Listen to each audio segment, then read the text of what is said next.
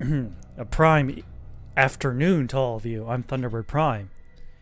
And today we'll be playing a little bit of StarCraft and practicing doing the shoutcasting for next week's tournament. Hello there, Annoyed Kitsune. Ready to watch me be bad at this game again? Just...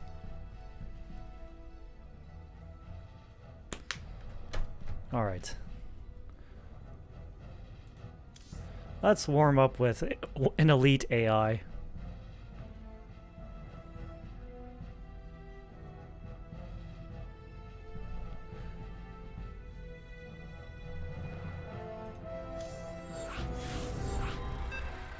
How dare I call myself bad at StarCraft when I destroyed you as easily as you break wind? Because I've seen like actual good people and I'm not one of them. Anyways. Let's switch to this mode. Bellingrad, alright.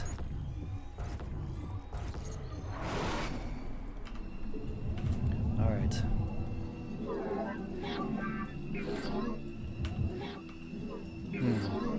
Alright, probe's almost done. Wait, where is this? That is a big ramp. Shit.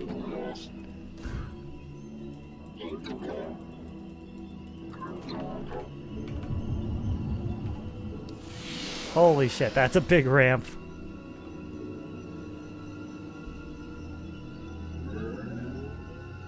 Well, go little probe, go. Let's get into the habit of scouting. You must construct additional piles.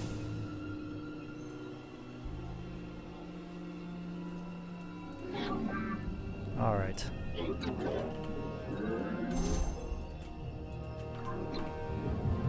Let's see what's going on here. The standard stuff. Nothing too significant. Let's see if we can harass this SCV. Oh my god, is it actually working? Is it actually working?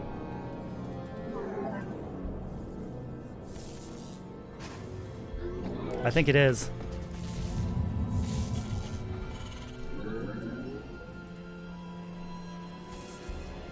Oh my god, I can't believe that actually worked. Okay,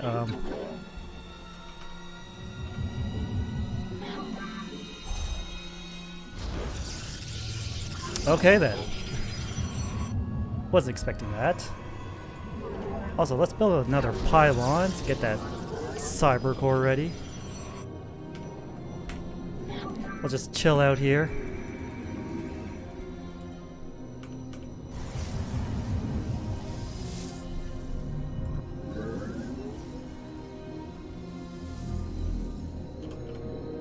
Get that cyber core up.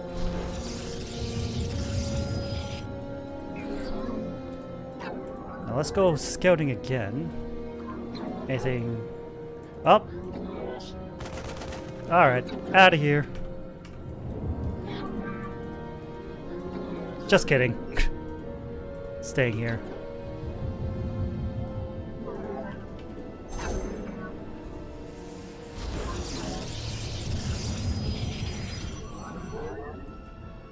Alright. Shields are back.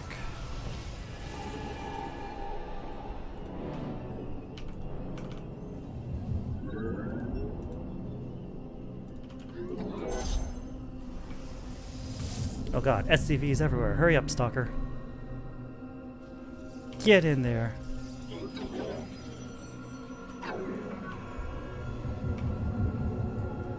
probes are under attack.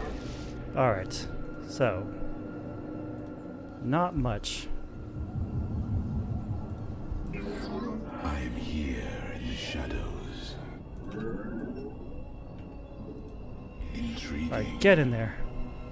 Get rid of that SCV.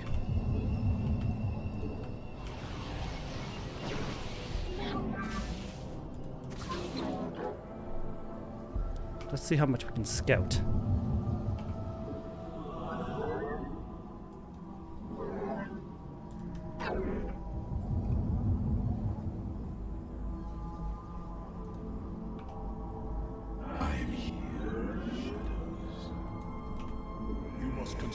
additional pylons. All right. Your probes are under attack. Yeah, that's got to be a factory, right? Yeah, I haven't had much experience. I have not played in 7 years. I remember enough, just not a lot. Research complete. I am the voice of the eclipse.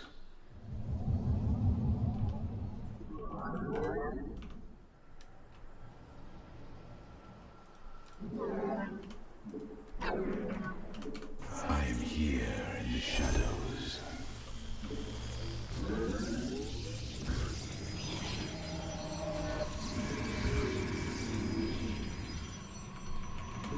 I am here in the shadows.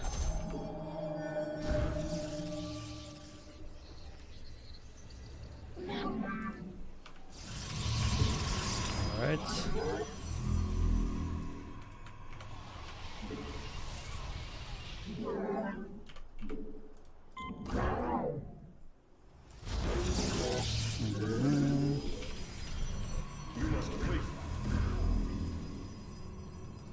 The firstborn shall persevere.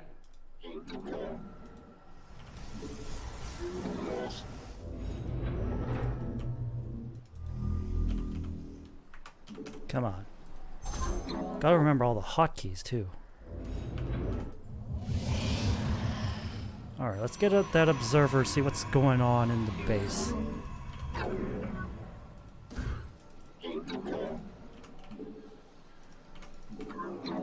Did I just hear a dog?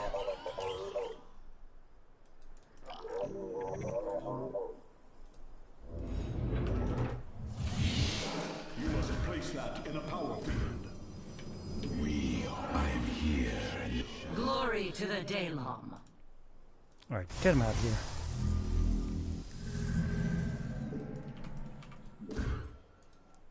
Alright, little observer buddy, tell me what you're seeing with your little observer eye. Field depleted. Oh, they got sieges? Okay. I return to serve.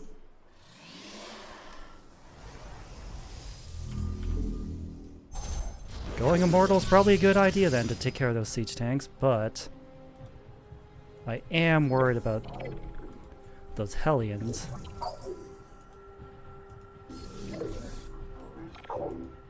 Alright, they got...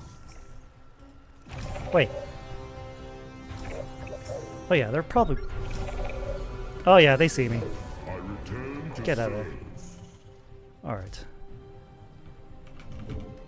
Colossi, yeah, that would probably be a good idea.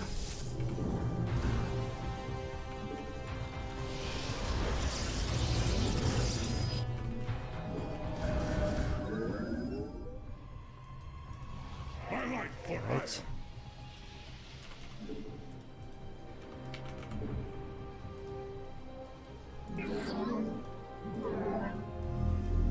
Get in there.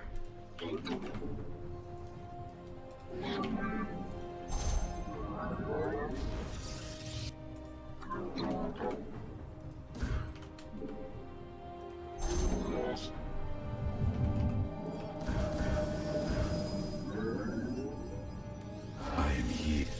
I return to serve. Intriguing.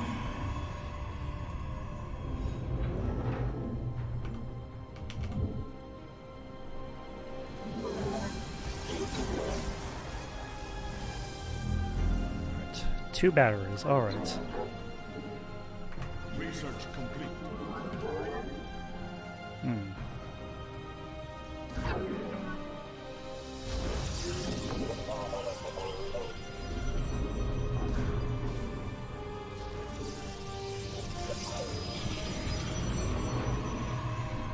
Mineral field depleted. Mineral field depleted. Alright, back up, back up.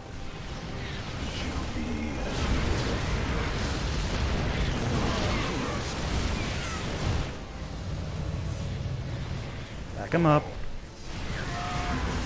Our pylon is under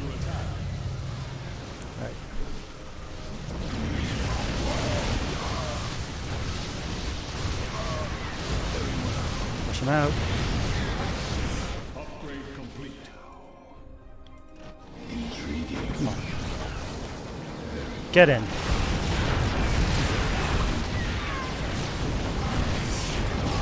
Mineral field depleted.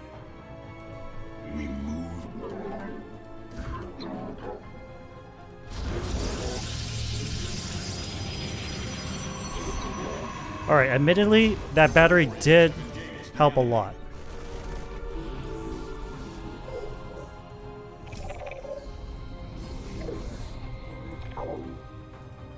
Alright.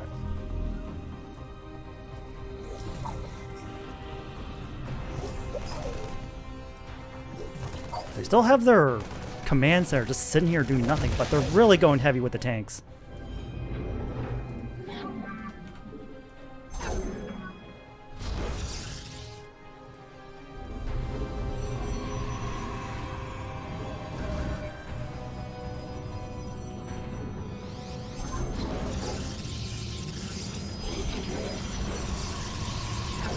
Heavy Immortals, yeah.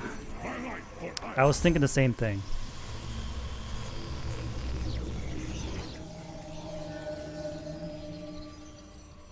Immortals and Archons, which means I need Templar Archives. I return to serve. You must place that in a power field. Highlight for I. I'm here in the shadows. And we're definitely going to need more gateways to facilitate those Archons.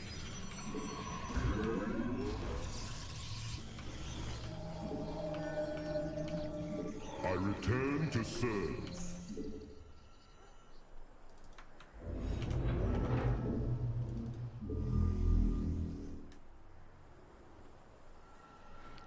Oh yeah, I was going to look at Thunderbird LE. I was supposed to do that.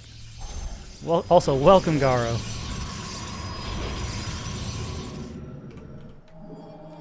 I return to serve. Take care of those tanks first.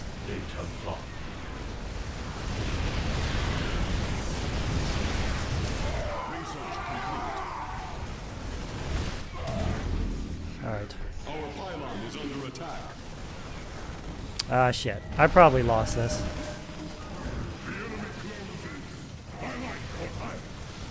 Mineral field depleted.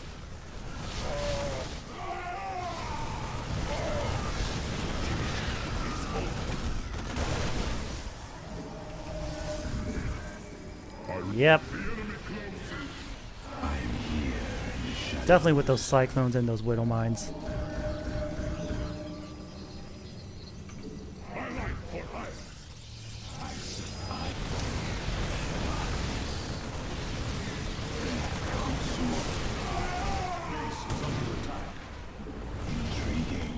Yep, this one's over.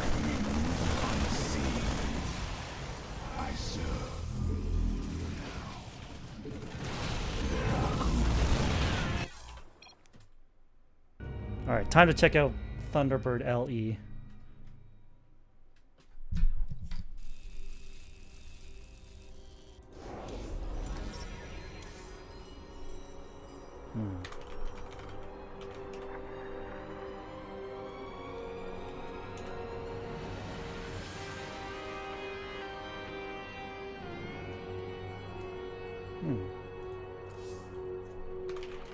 Is it here?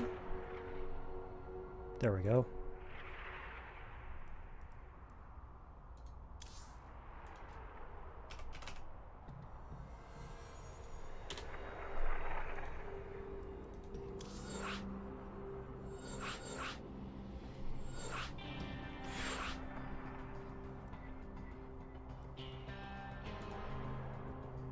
All right. Elite.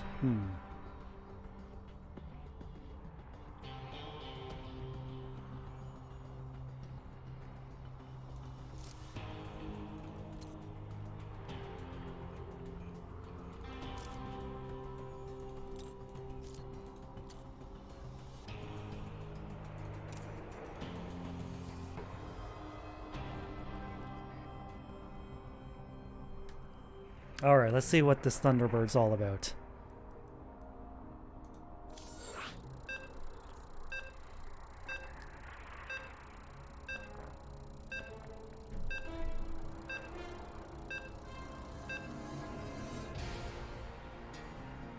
Here we go.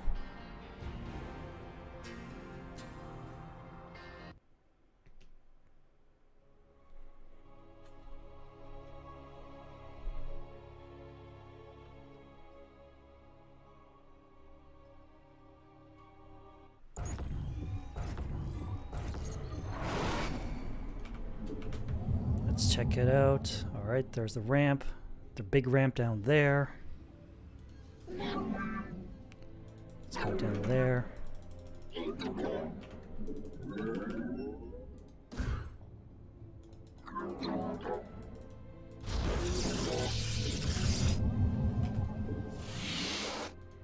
Alright.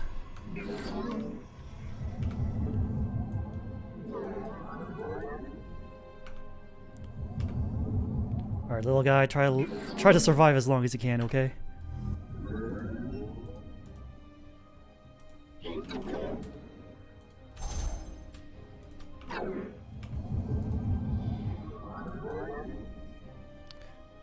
What will your little probe eye see?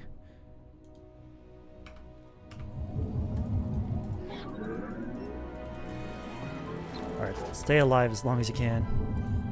Oops. No.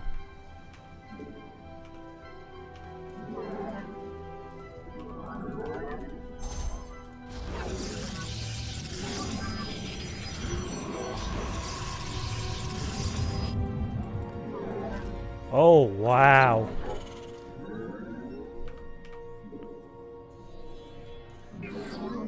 Should I try to punish this?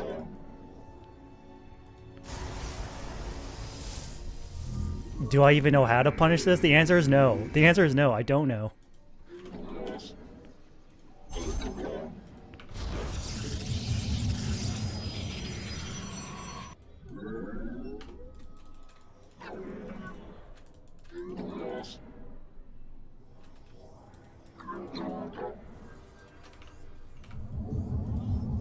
Your probes are under attack. Uh-oh.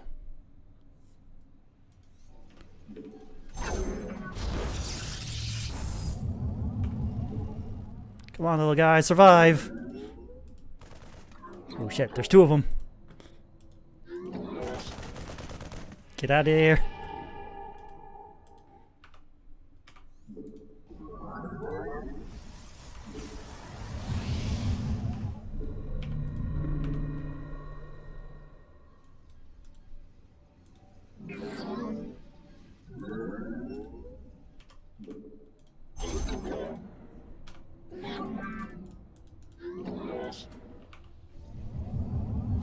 Your probes are under attack.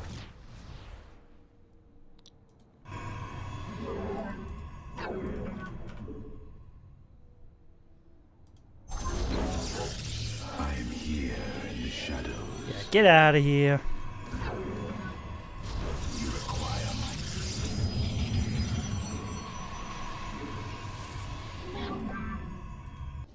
But now this guy is... Let's try to sneak another glance again.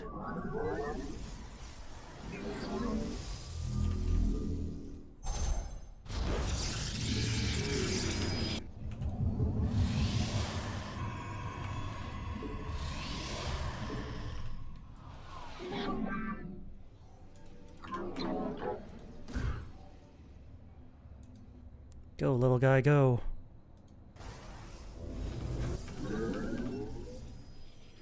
Give me some information that I probably don't know how to use properly. Oh yeah, that's a lot of Marines.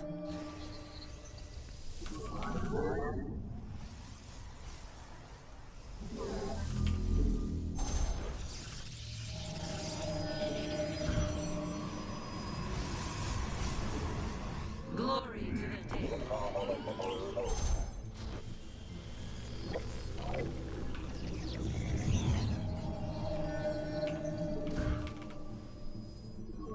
Three racks. The firstborn shall persevere.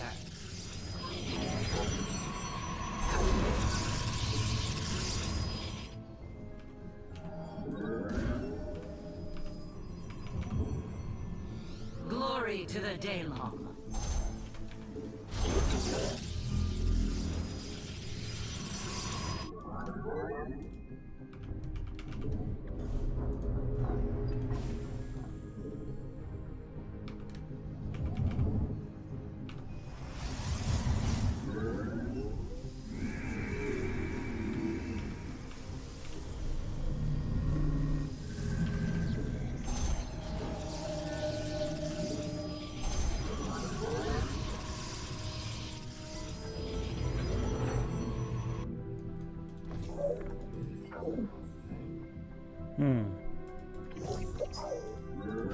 Marine racks. Or marine tank. Heavy on the marines though.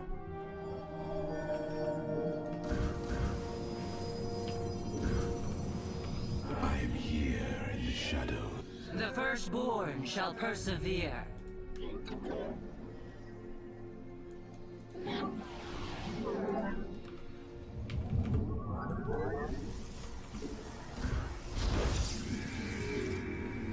It's got marines, heavy marines, 2 tanks.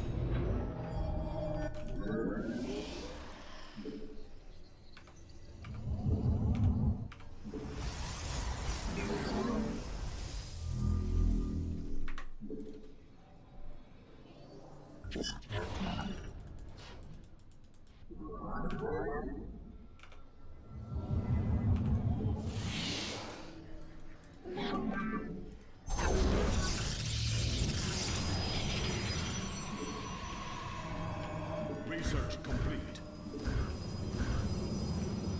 Glory to the day. I am here in the shadows. The firstborn shall persevere. Mineral field depleted. Yep, definitely going with a lot of marines here.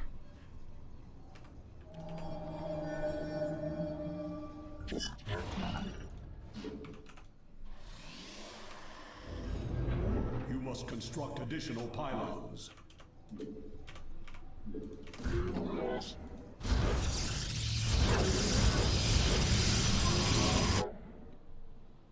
Okay.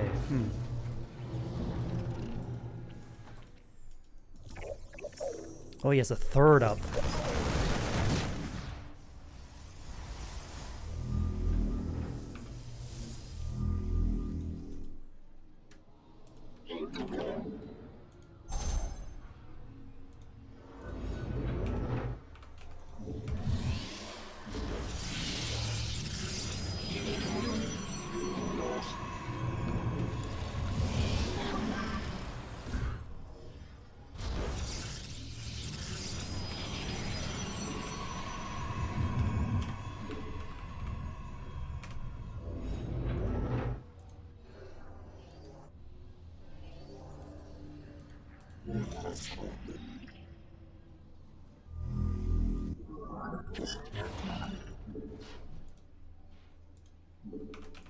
Not enough energy.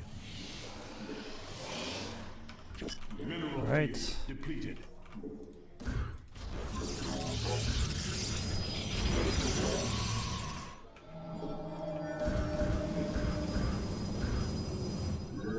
My life for ire. My life for ire.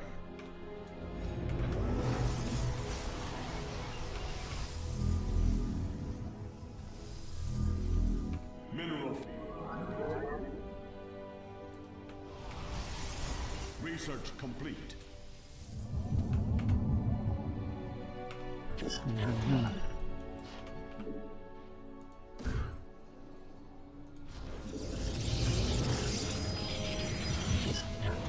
Not enough energy.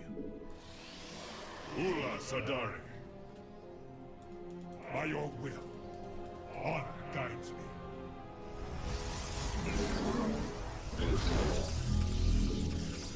Mineral field depleted. What's he got up there?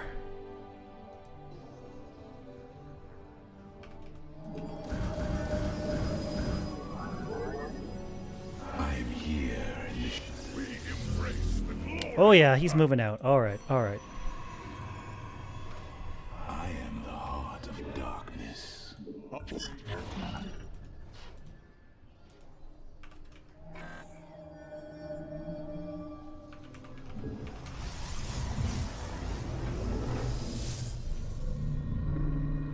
Get ready.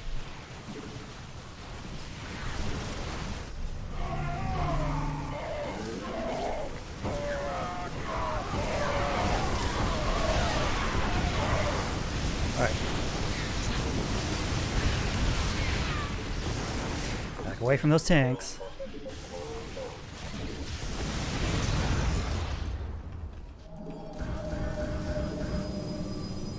Cold, I am here in the shadows. Jump right on them.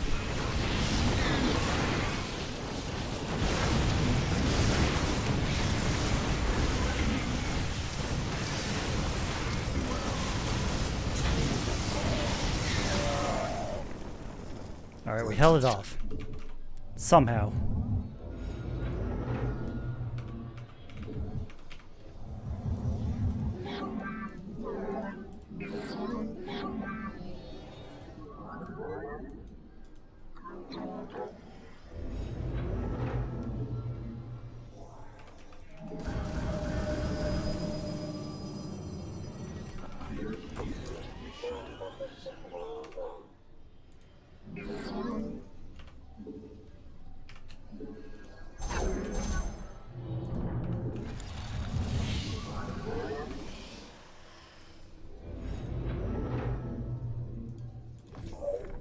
Wait, I saw Widow Mines. Are they still there?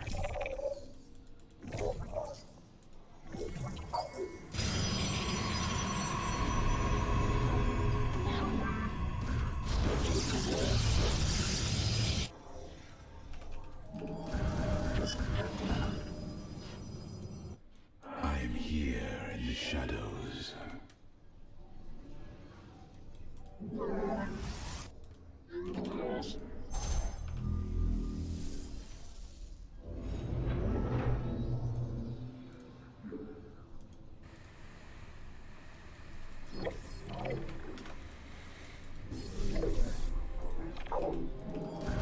Mineral field depleted. Oh, he's got... I am here. Okay, he's got heavy Vikings now.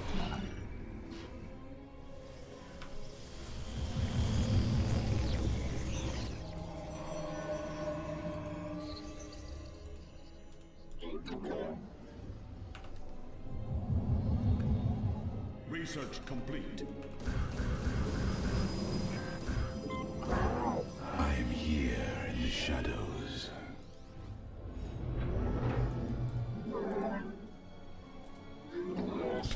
Alright. Mineral field depleted. Yeah, what happened to my keyboard? There we go.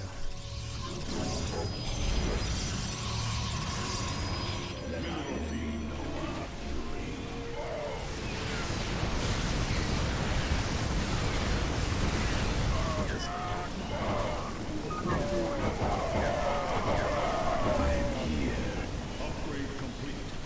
Let our enemy know our fury. Oh shit.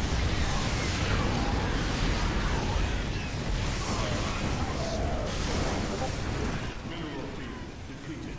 Base is under attack.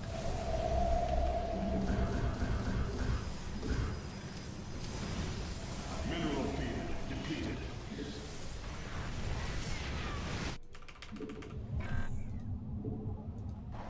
Mineral field depleted. Your probes are under attack. I know. Hold on. I am here. Teleport successful. There are. Where do our enemies? Base is under attack.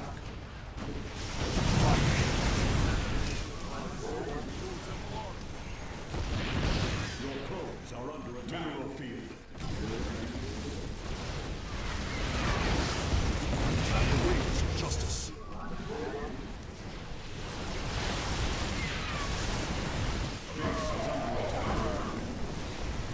Oh god, we're getting flanked on all sides. Here in the shadows. Justice. For honor.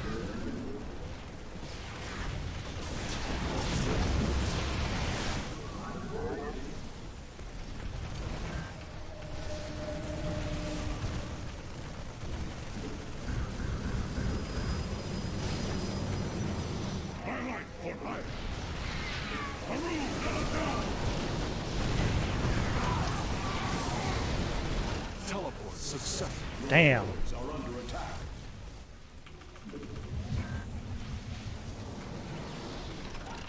Best manufacturer requested. You have not enough minerals. Base is under attack.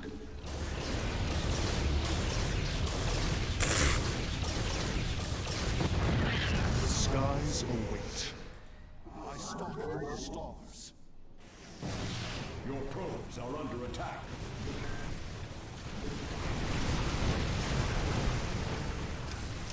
Templar, none shall escape. Understood. For honor. Yep. We lost.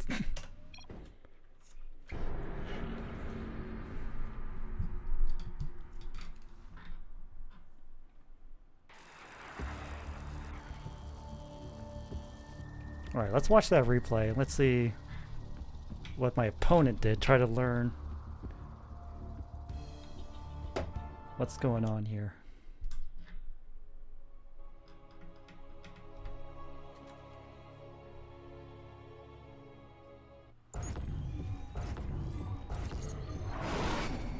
Alright, if we switch to enemy view,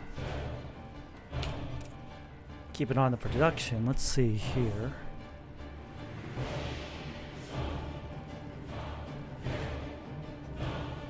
SCV ready.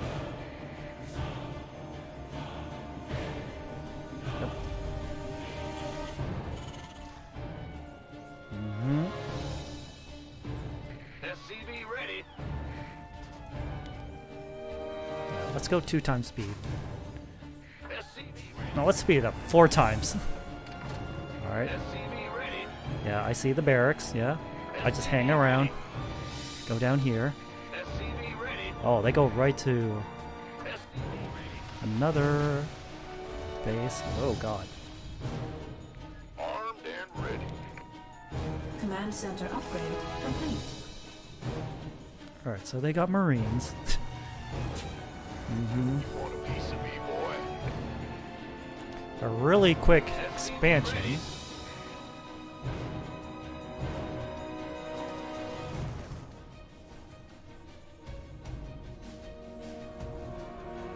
I mean, if I'm losing to AIs, I think it would help even a little bit.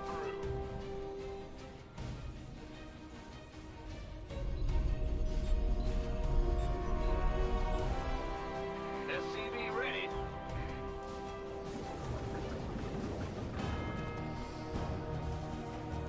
Armed and ready. SCV ready.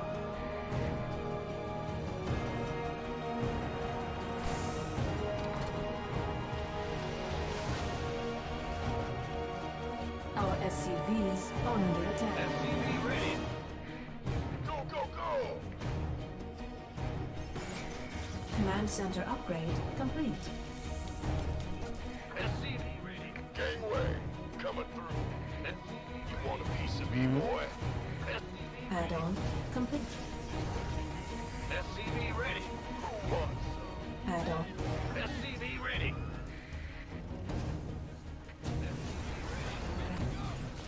SCV ready. SCV ready. Oh, it's on.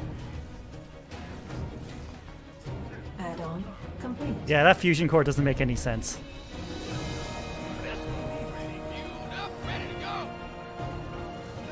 SCV Research. Research. go time. Research. SCV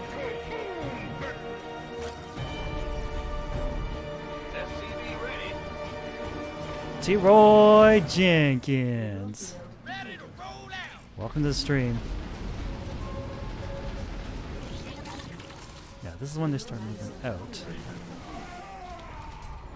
I'm like, uh-oh.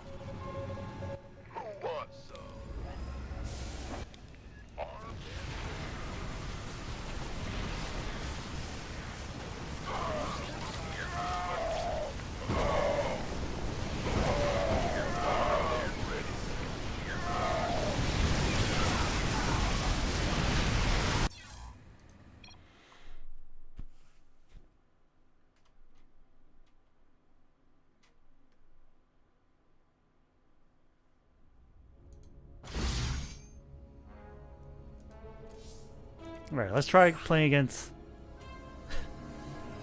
an actual person.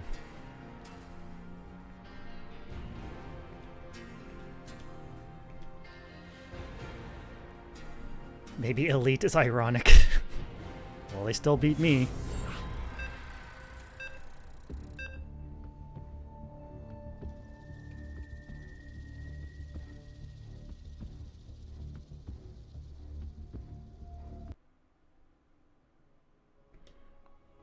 Alright, Zerg. We're playing on Hardwire.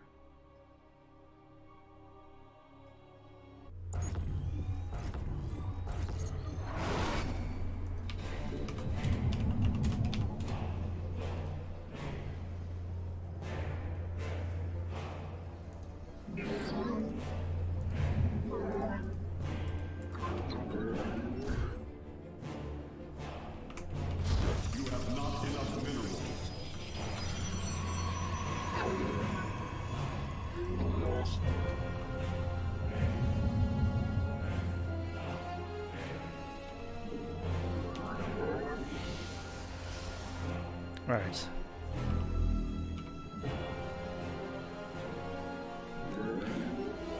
Oh boy, let's go scout.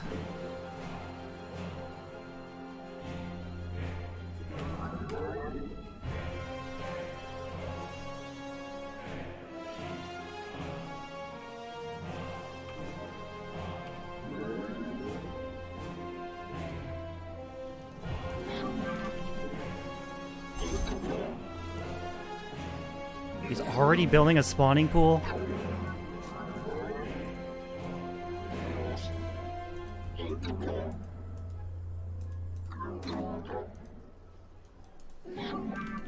Your probes are under attack.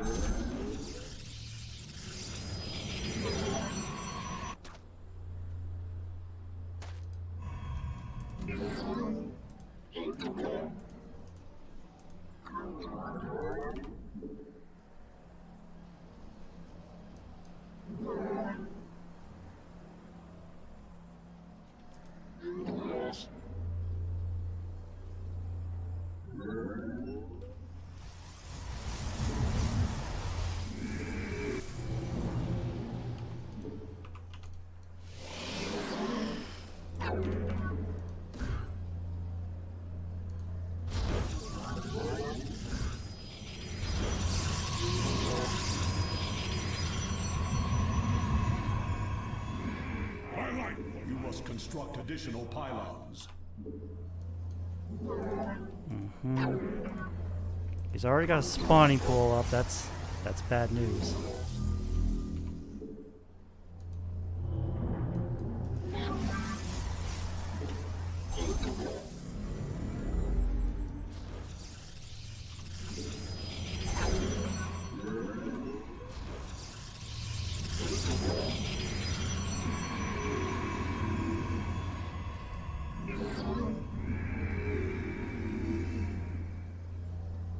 My life for iron. Yes,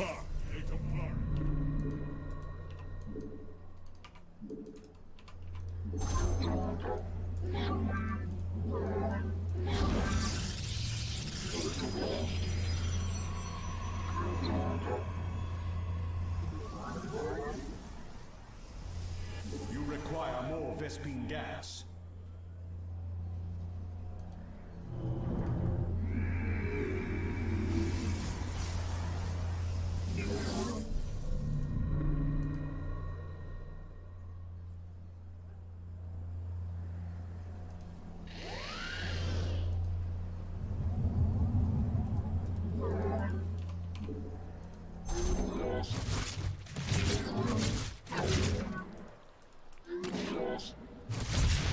Okay, he's not Zerg rushing? My meditation.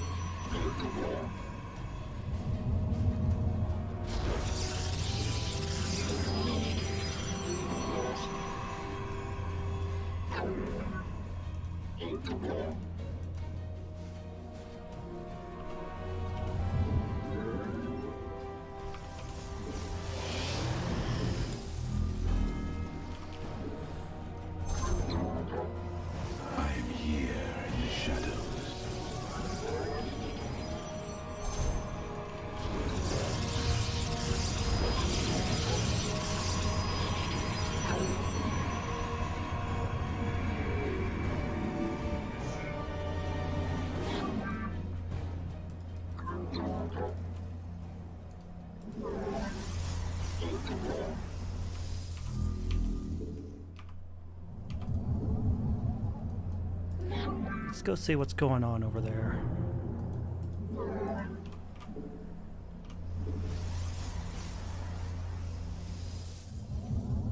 I am here in the shadows. We move.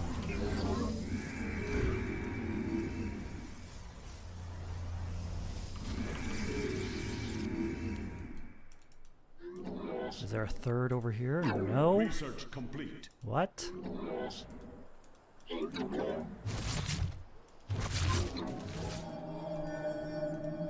No, there. Oh, Hydras. Okay. I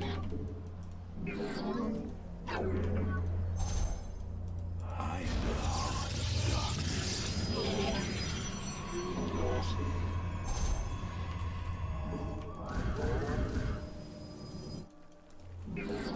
My life for hire.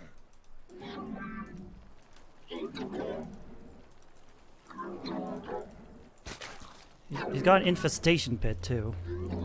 So yeah, probably.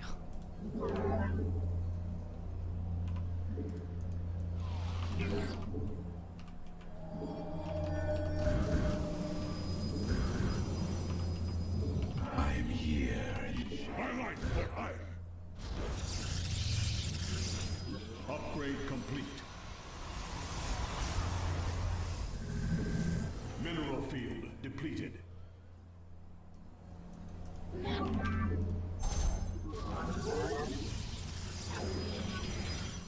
He's going lurkers. Oh, he's making a spine crawl. I need to get out of there.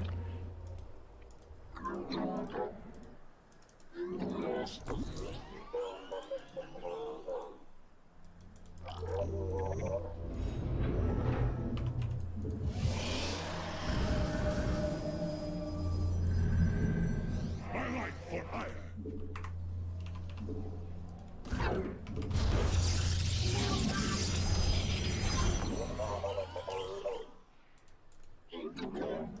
Mineral field depleted.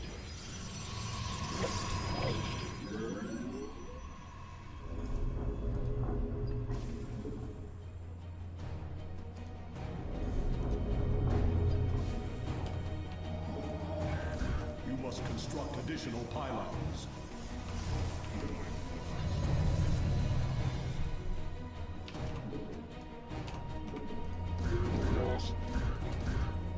Oh, there's the third.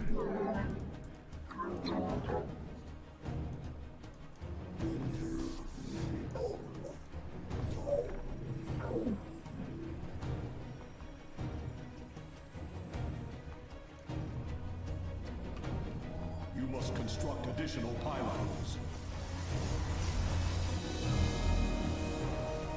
We embrace the glory of battle. My meditation. You require my mineral field depleted.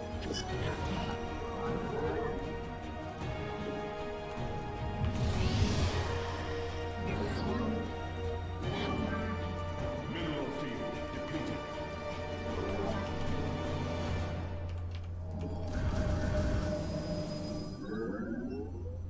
My life for hire. Research complete.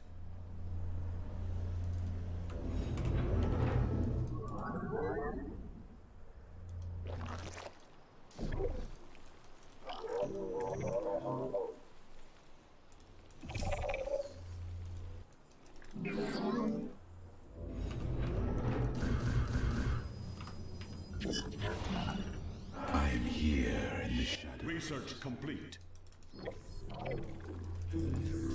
Alright, he's building. We are one with the shadows. Very well.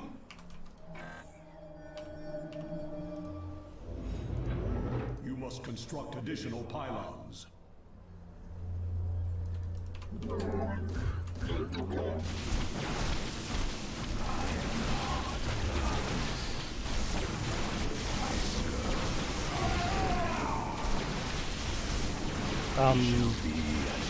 Okay.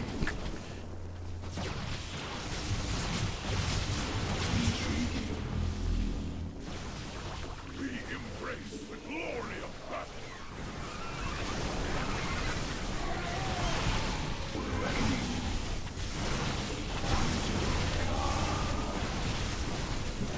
Let's back up these Colossus.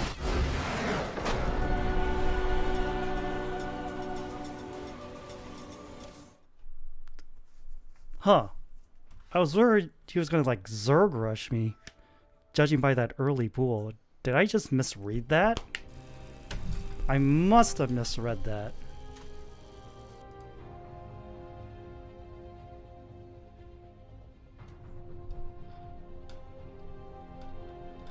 What was he doing though? I didn't see his army anywhere. His army wasn't in his base or at the front of his base.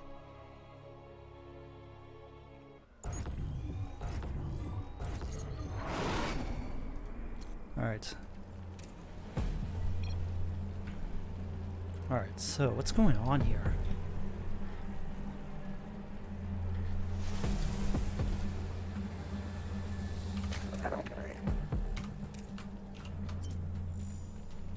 Yeah, I'm learning all the hotkeys to put all the menu stuff up, like production, units, structures, units. Wait, gas before pool? Wait. Oh, he was doing the... I think it's the extractor trick to get an extra drone?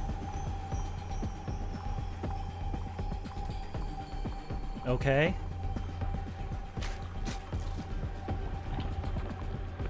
Yeah, let's see. Yeah, I go in, I see the pool, I'm like,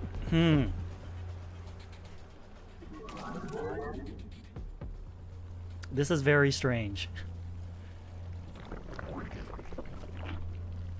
1 minute pool, that's... I go in to confirm, like, huh.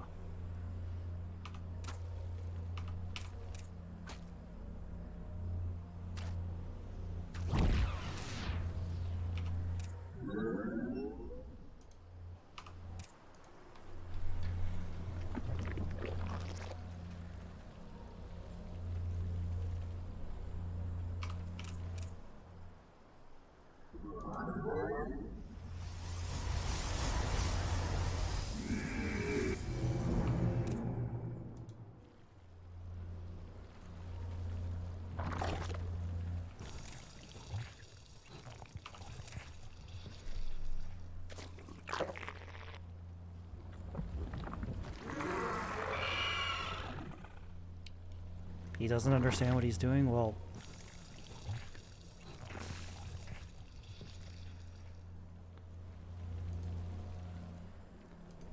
that might be the case. However, I also don't understand what I'm doing.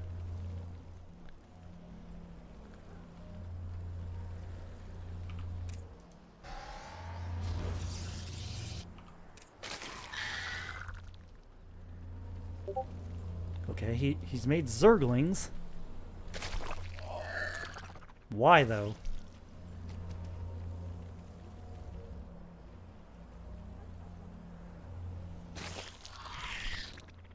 He's not making another queen at the main. He's keeping this queen as natural, though.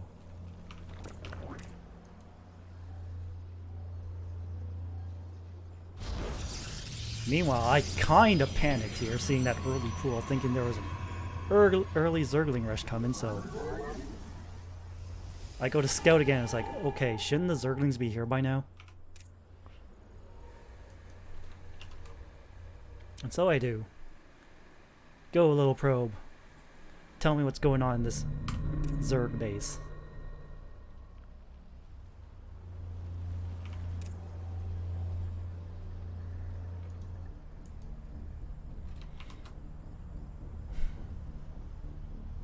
So I go in there, I'm like, okay, queen, that's normal. Zerglings! Okay. There's his Zerglings. I'm like, okay, he's expanding. So I get to say for me to expand then.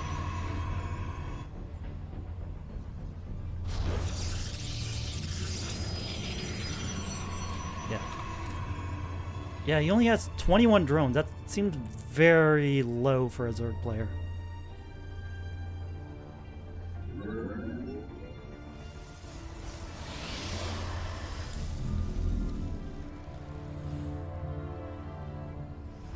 I am here in the shadows.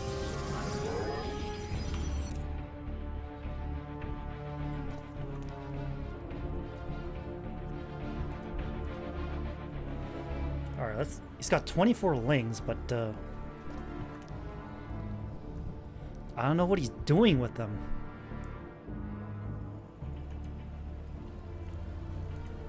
I mean, he doesn't even have Zergling speed.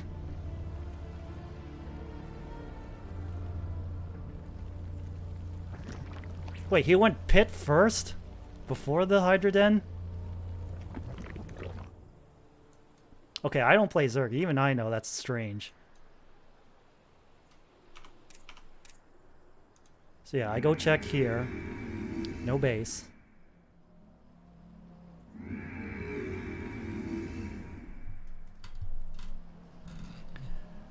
Alright, if you see no drones at the time when they should already be, it's fake base, and you're up against aggression.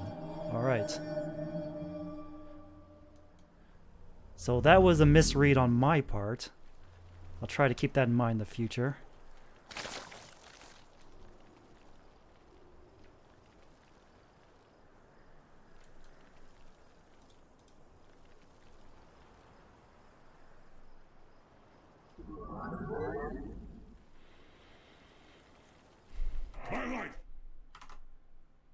Oh. Accidentally tabbed out.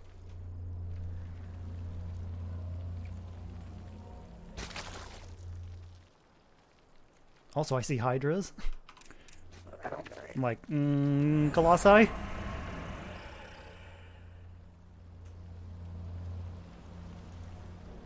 Because they're light, they're ranged, they group up.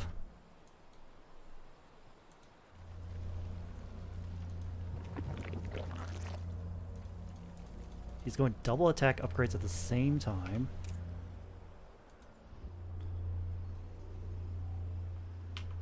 Meanwhile, I'm scratching my head thinking like, what is he doing?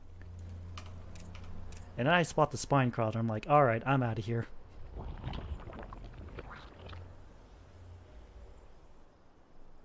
And the Hydras are just chilling at the base, doing nothing. And you told me he was probably going lurkers. That's why I built an observer. My life for hire.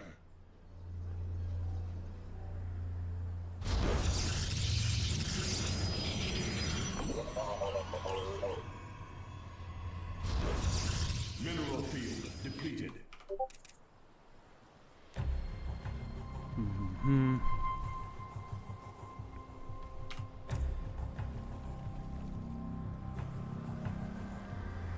Wait. Oh, he's making the spire in his natural.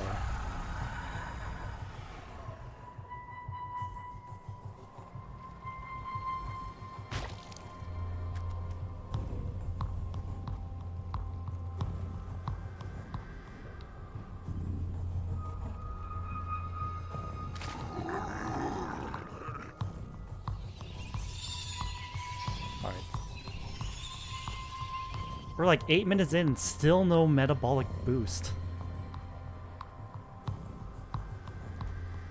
I am so confused.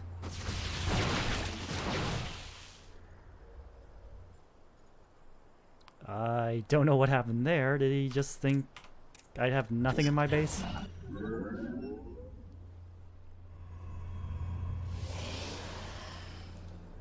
Meanwhile, I got my observers here. Mineral field depleted. Like,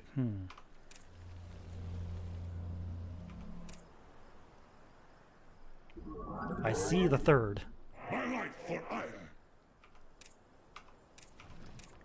Research complete.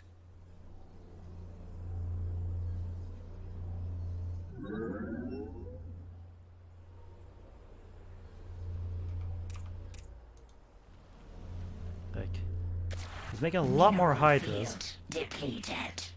which is good, I guess, for my Colossus. He's got Ling Hydra up here, not doing anything. Meanwhile, I'm like, okay, screw it. I'm just going to attack. I'm going for the third. Does he see this coming? I don't think. I mean, he sees my probe here, right? He should, at least. I don't know why these drones aren't mining. Then he's like, okay, wake up time.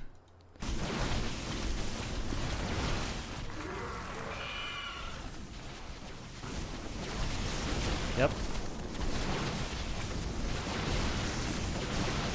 Well, good thing I had some stalkers, because that's when the Mutas showed up.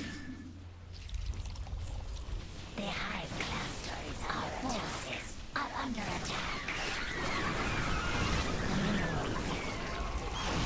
So I took care of that. Then I noticed, oh no, the Hydras are behind me. Move the Colossus. Come on, come on. There we go. The hive cluster is under attack.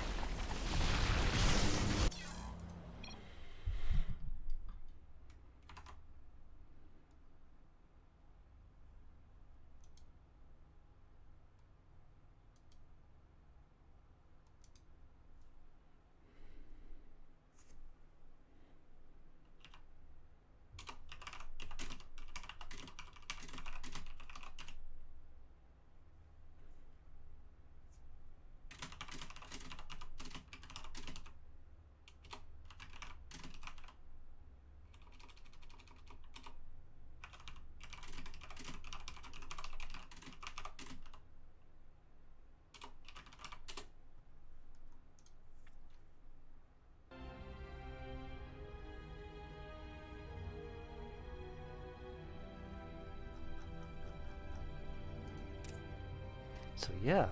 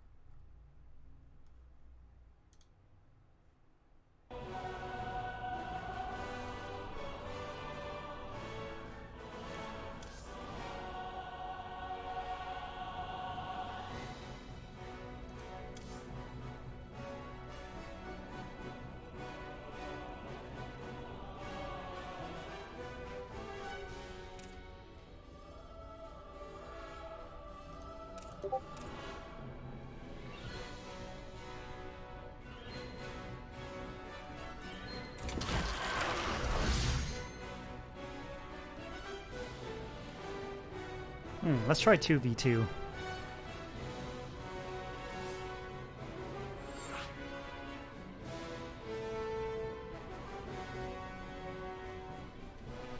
Will we get any takers?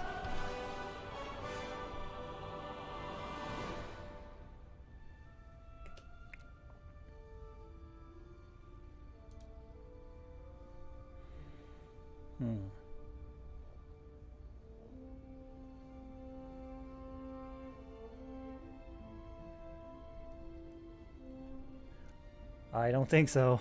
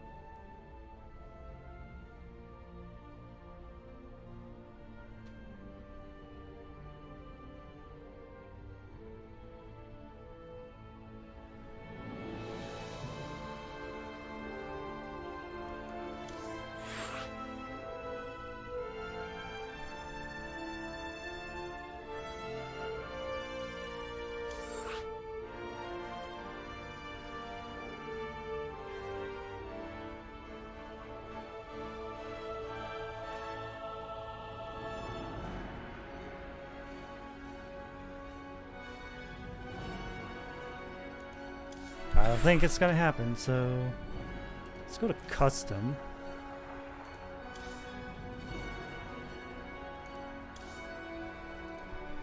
WCS. It doesn't auto search, that's right.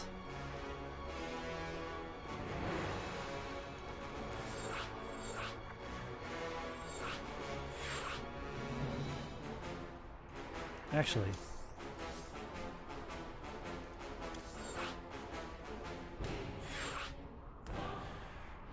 yep. Blizzard would like to thank you, rest of my mod info.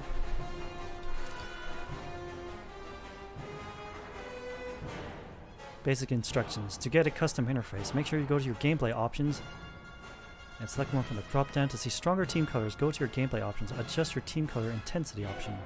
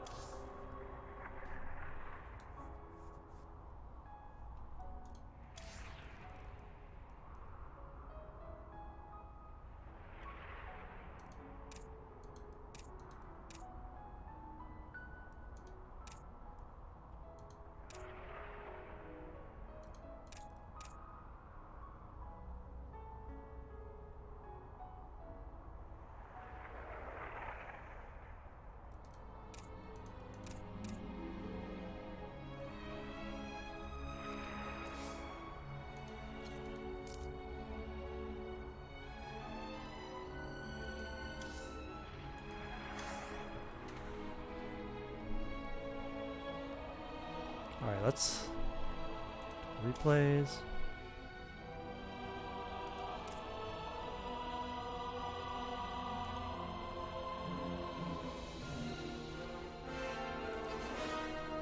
Alright.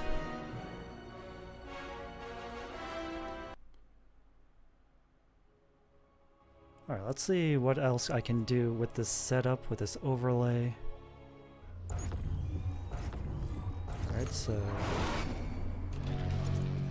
do that, do that. Tab out. Alright, let's move this chat down a bit so it doesn't cover up the resources counter and the supply counter.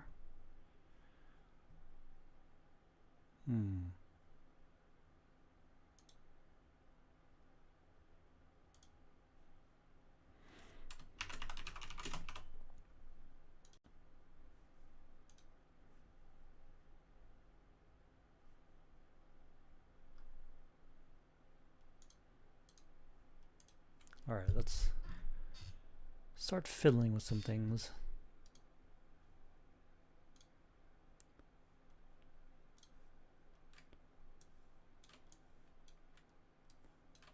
Alright. Oops.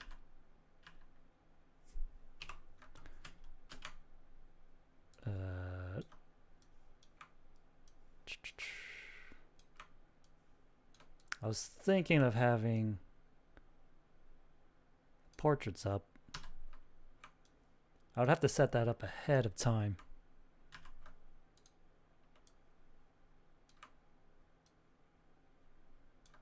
Just a little thing up there. How would that look full screen? Oh, that looks not the greatest.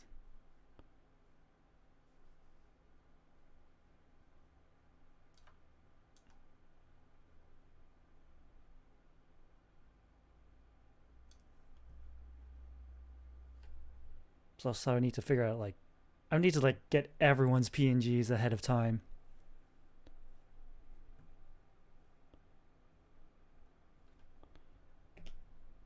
I was thinking of having that, though. Oh.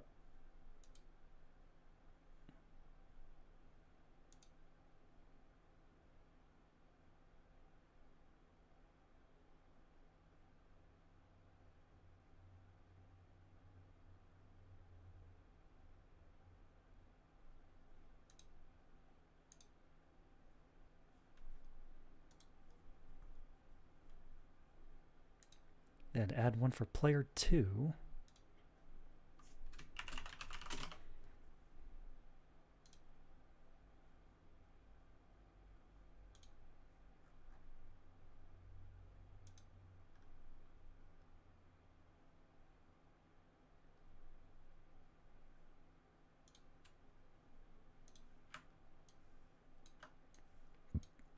Move that.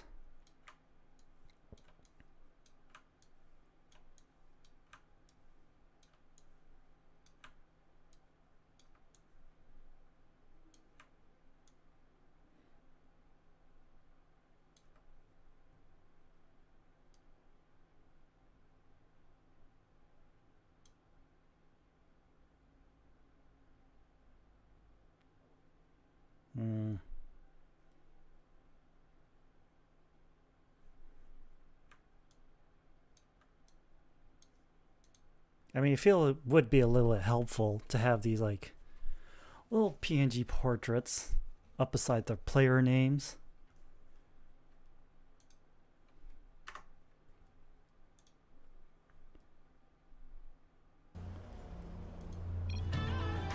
All right.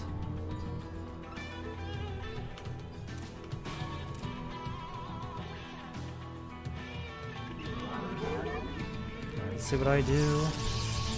Pylon first. Go scout. Tell me what to see. We're going 2x speed because we already saw this match, but still, it's good to review. Especially when you lose, it's good to review. I see the spawning pool. I'm like,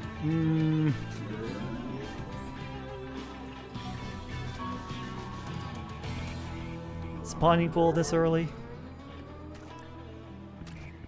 Alarms are going off in my head. That's why I throw down the gateway and the forge.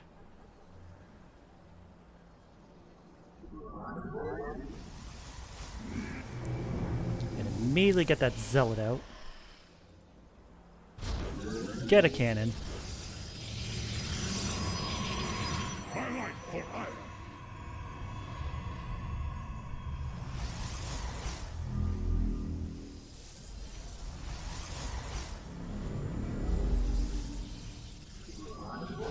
Go. I have 2 zealots.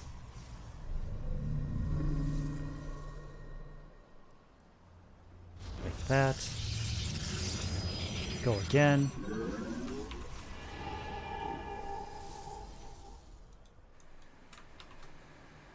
Go, little probe, go.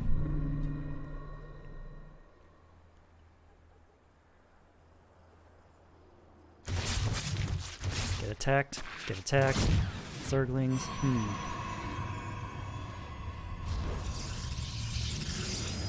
So according to Annoyed Kitsune, this was fake natural.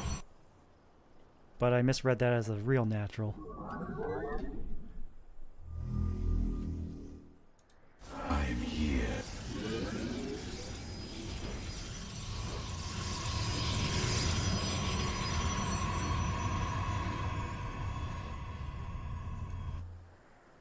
Then I go scouting again. Because something in the back of my head is like, something's wrong. Something's wrong here. I don't know what, but it's wrong. Shadows.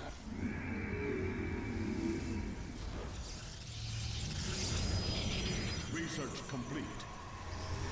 Your probes are under attack. Are they now?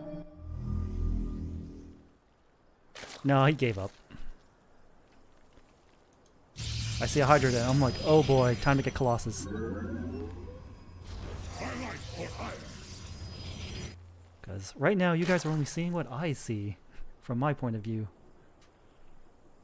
Unless I press the 1 key, I switch to Zerg view. I'm here. Alright. Options. Gameplay. Observer and replay. Observer interface. Oh, Pro 2020. There we go. Upgrade complete.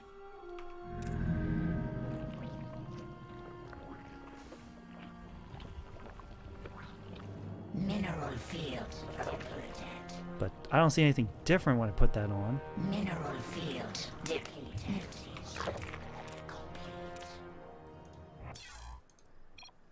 Observer interface. Replay interface.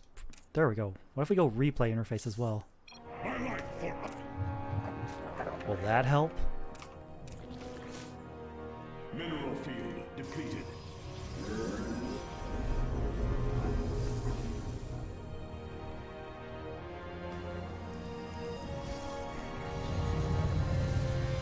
Okay.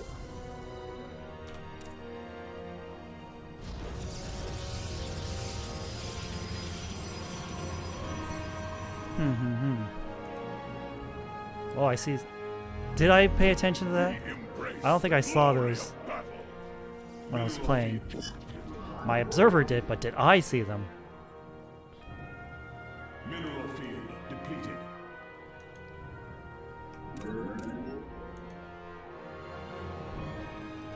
This guy just dude's over here. Yeah, Mutation 111. complete. Mineral He sees a robo, depleted. and that's all he's seen of my base so far. Just the robo.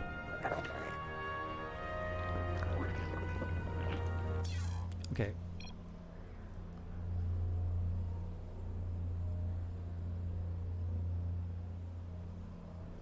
Holding down shift. Alright. Well, nothing's happening. The hive clusters are under attack. There we go.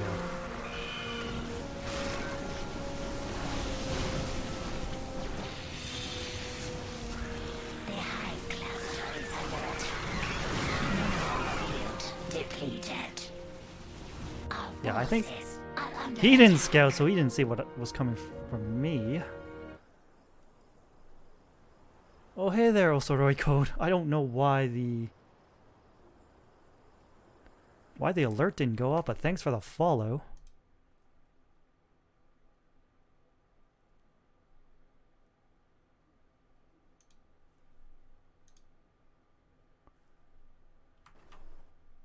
Is it because I don't have... Probably because I don't have the alert on this screen. Because I plan on not having alerts on this screen when we're commentating on the games for next week's tournament. But I do think they're on this screen. There we go. Osoroi Code, also known as Maze and Molly. Thank you very much for the follow. You are now a Thunder Bro. Enjoy your stay. We're just doing some reviews, some replays of some games I played.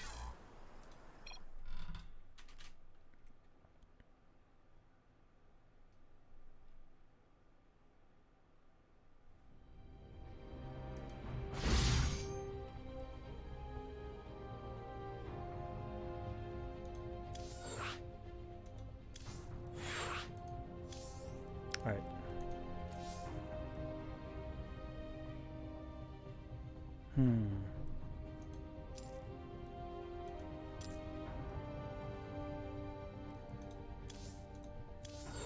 Alright, let's try another 1v1 against a real person. Although this is unranked, so it's like the Wild West. You never know who you're gonna get paired up against.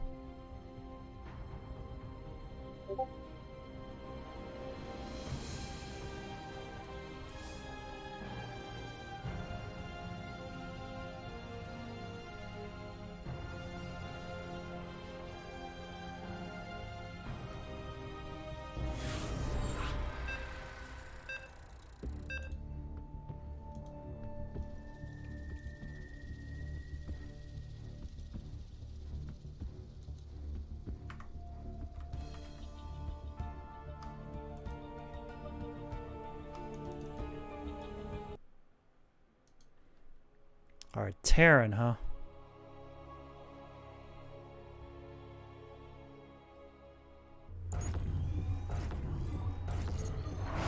Let's do this.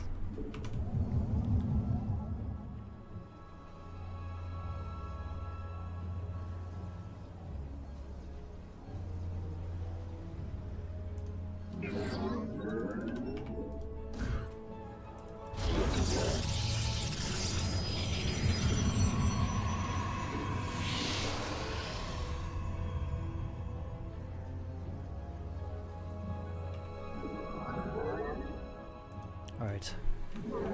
Down 5.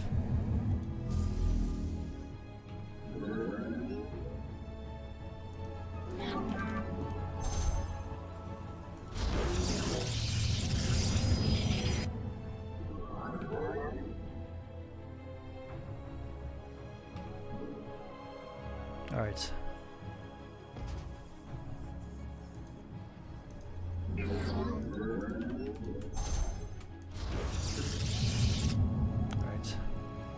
He's got an early refinery. I don't like that. Is he rushing to something? Your probes are under attack.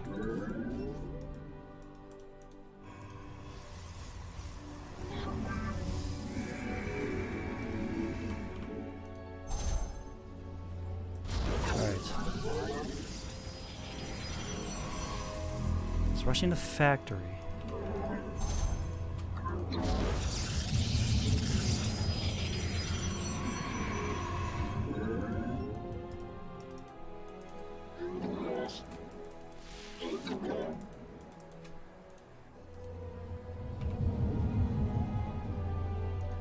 Your probes are under attack.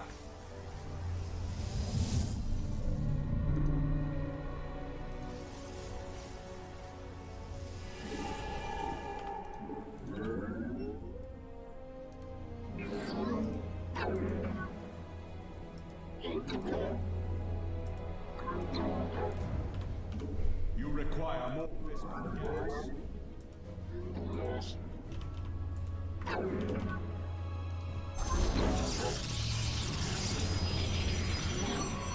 Your probes are under attack. I'm here in the shadows.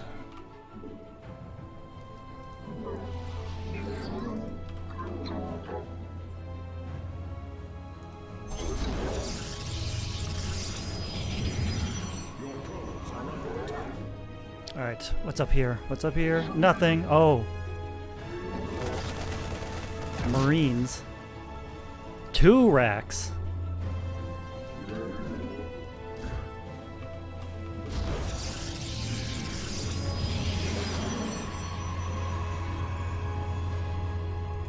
I am the heart of dark. You must construct additional pylons.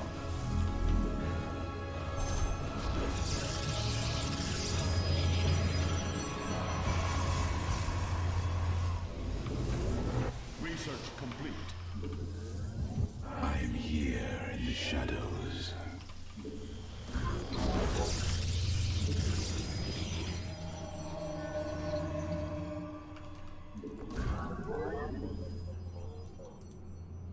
Okay, let's see what's going on in his base. Shadows.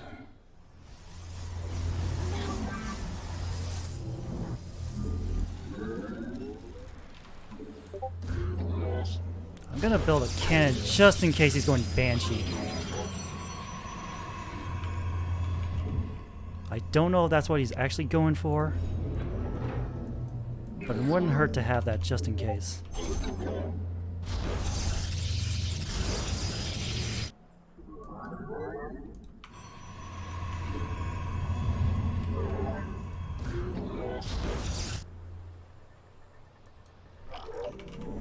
Now what is going on here? He's got 2 racks to factory.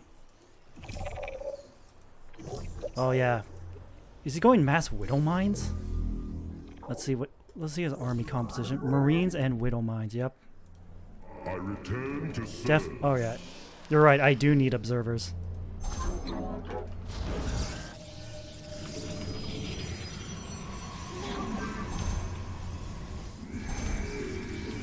I'm here. He's going mass marines, yeah.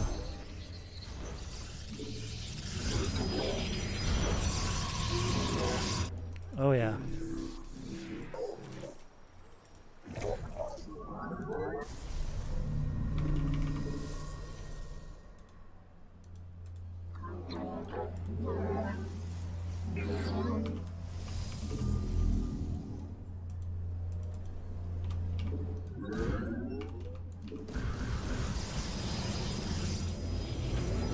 I'm here in the shadows.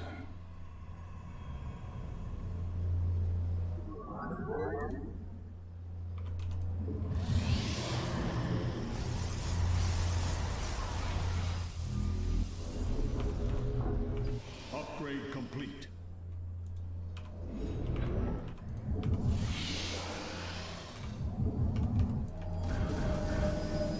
You require my skills. My life for iron.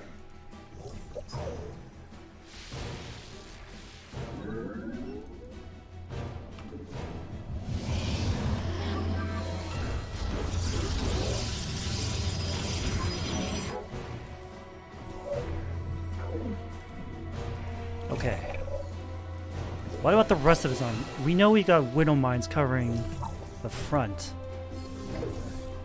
He's got a lot of marines, a lot of widow mines.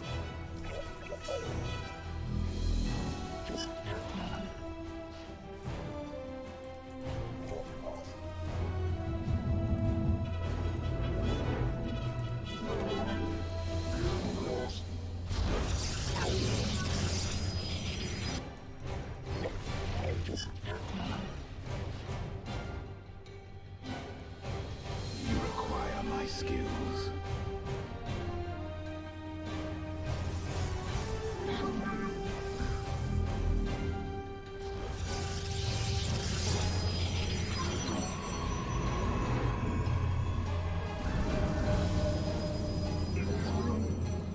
My life for iron.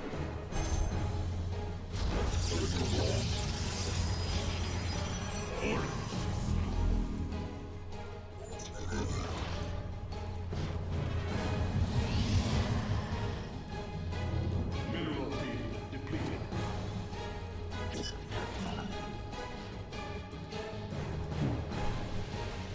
5, 4. Heart of darkness.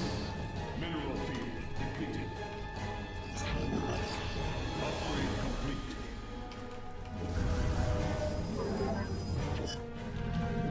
My life for iron.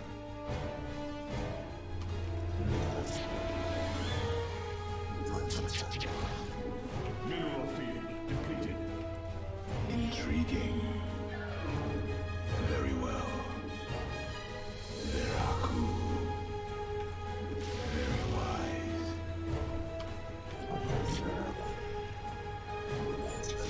Mineral field. Hold on.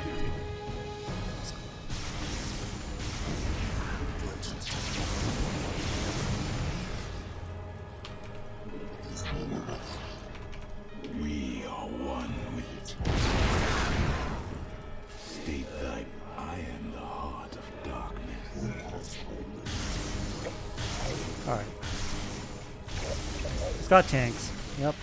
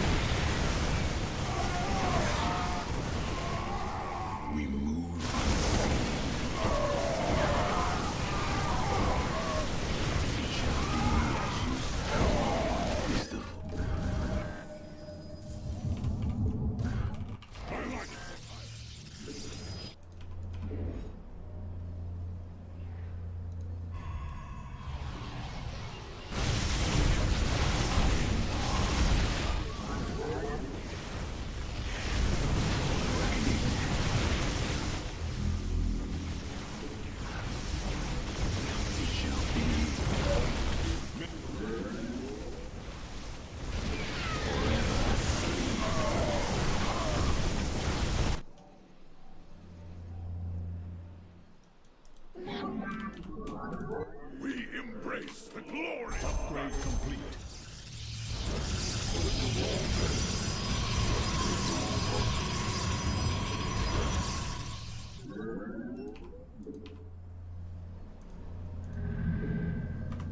State the.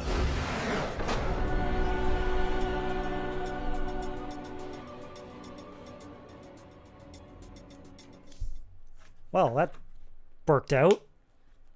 I don't think that was supposed to work out for me, but it did.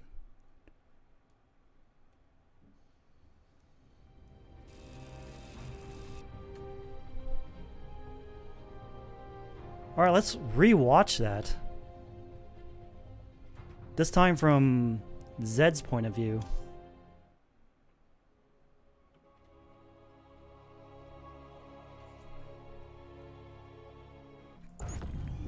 Oh, there we go. There we go. This looks so much fancier. Just switch to this. Oh.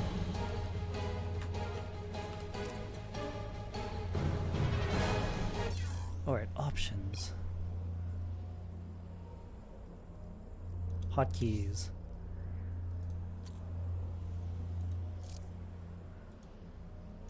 Wait a minute, why don't the hotkeys work?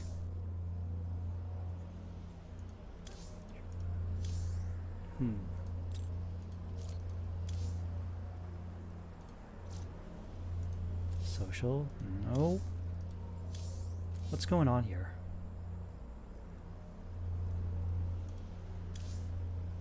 Okay. Shift Control N, D. Oh, D. N. T. T for structures, U for units. D. Units. Yeah. Early refinery, that...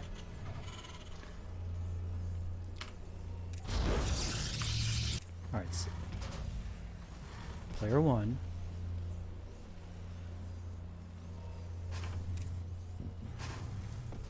So I'm going in here with my probe.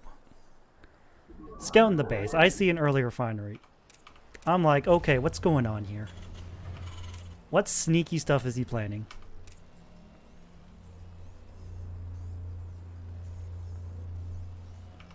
Like, does he have a... Is he going for a quick natural? I don't think he is.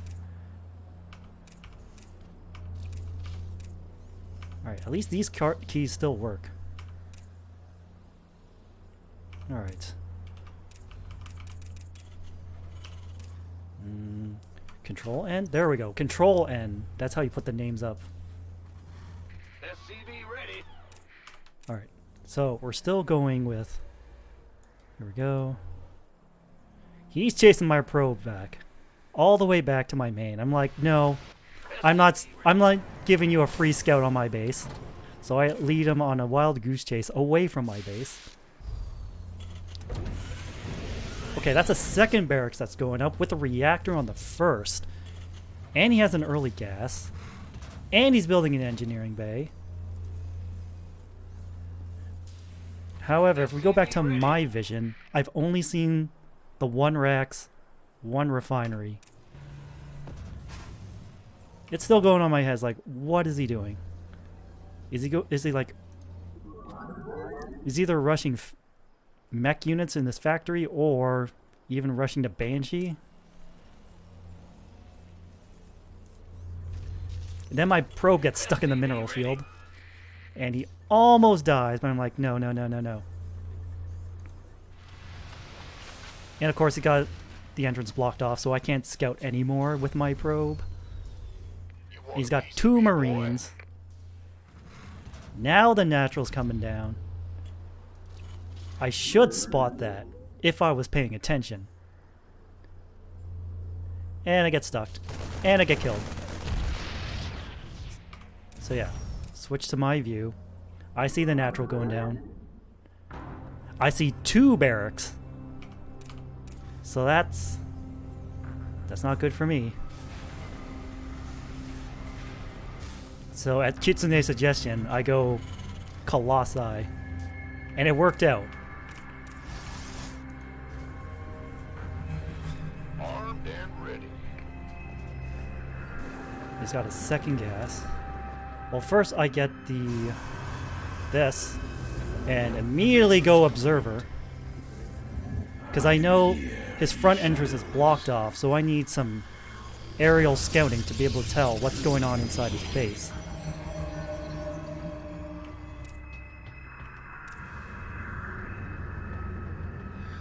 I'm here in the shadows.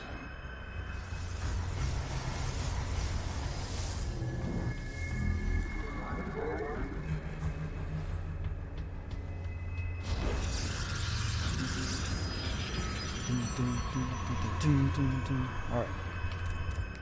Alright. So, he's got double factory. Add-on complete. He's getting out those Widow Mines. SCV ready.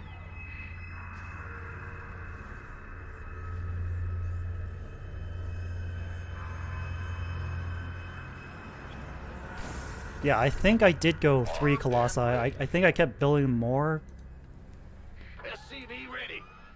but I think I started pushing out with 3. You can see the shimmer of my Observer here. I don't think he sees it. SCV ready. But yeah, he's got the armory down. SCV ready. He's building more Widow Mines, protecting this juncture. SCV ready. Meanwhile, he hasn't scouted my base at all. So he has no idea what I'm up to. And this... SCV ready. Yep, researching. Drilling Claws allows Widow Mines to burrow and activate 3 times as fast. So he's really investing in these Widow Mines. SCV ready.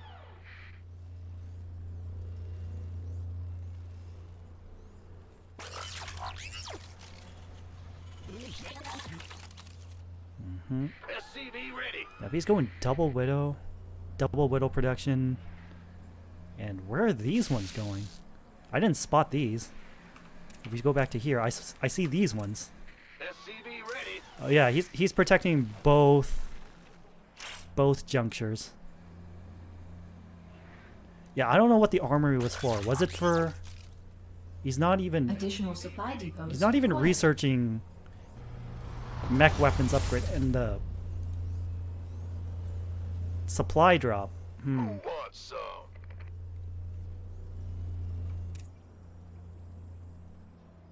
Yeah, I think I just spotted the Marines. That's why I moved my Observer just back here. I'm going, yep, to Colossi.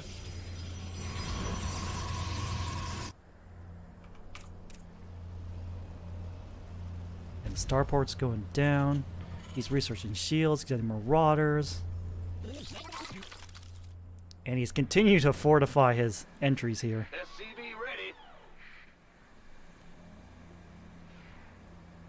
Unfortunately for him, I was Coming through. wise to his plan. Or at least part of his plan.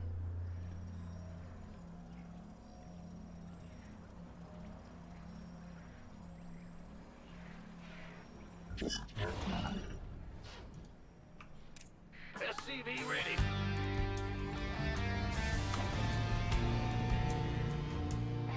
Let's have a blast. SCV ready. You don't need 2 Mineral robos field if depleted. unless you go for disruptors or losing Colossi left and right. We highlight for hire. Thanks for the advice, Kitsune. As you can tell, I don't really know what I'm doing. I haven't played in 7 years, remember? I'm trying to catch up real quick. Mineral field depleted. So he's I mean, I like the idea of protecting his expansions with Widow Mines. SCV ready. Ah, he's reinforcing his Widow Mines with siege tanks. Mineral field depleted. But we're like 8 minutes in and he hasn't scouted my base once.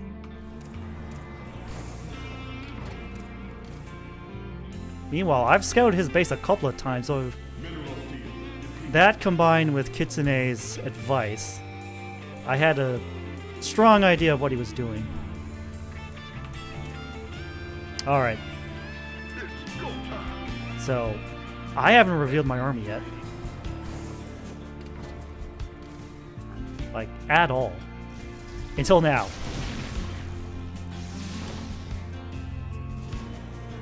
SCV ready. Does that... Is he not aware yet? Complete. He must have suspected something. I mean, if he was paying attention, saw the Colossi here. Oh, here come more tanks.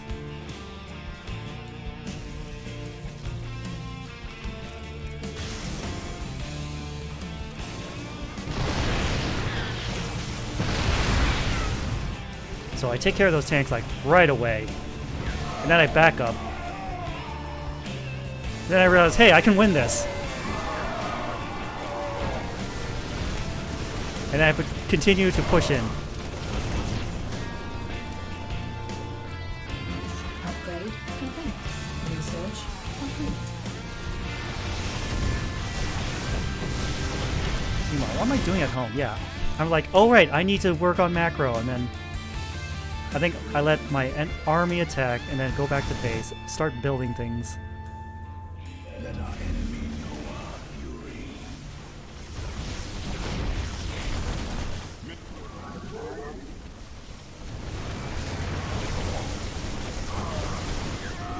Oh wow, that zealot actually survived.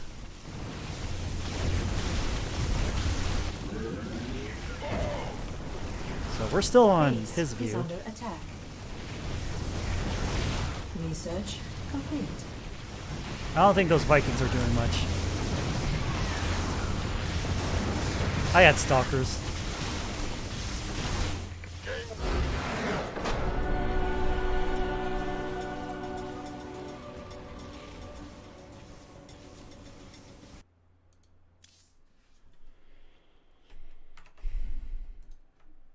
All right. I think I just got a message. Yep.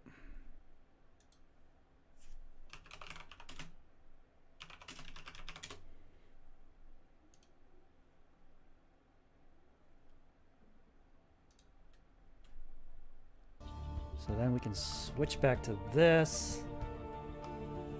I need to get used to the Stream Deck.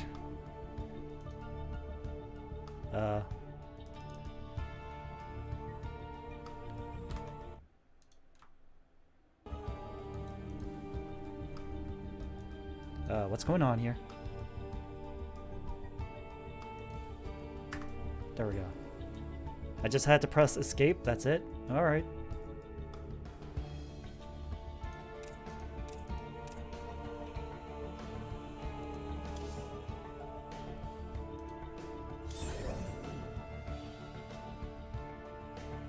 Purchase. Nah.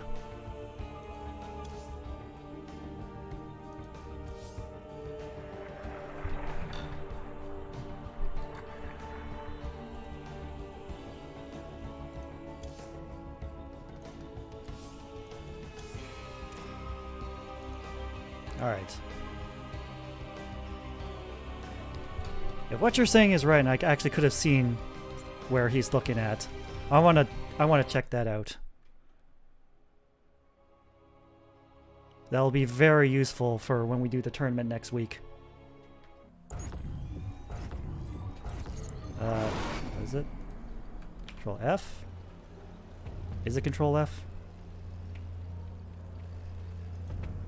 Actually, 2. If I do Control F here. Nope. Shift Control F. Control N. Switch here.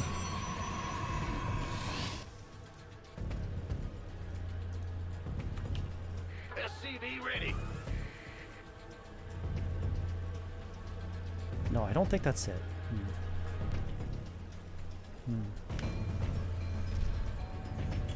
SCV ready. I think I should look that up right now.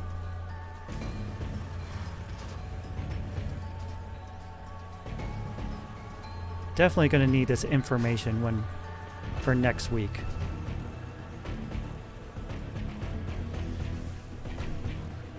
Control Shift 0. No.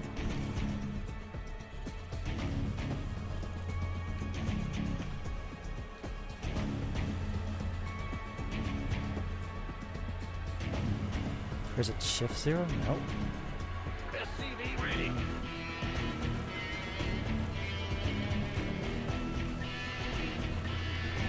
Control 0? No. Shift 0? No.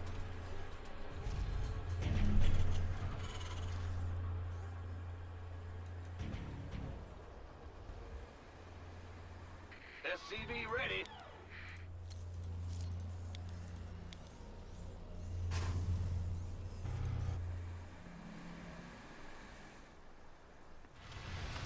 SCV ready.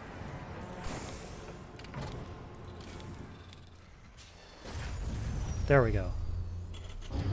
I think it's working now.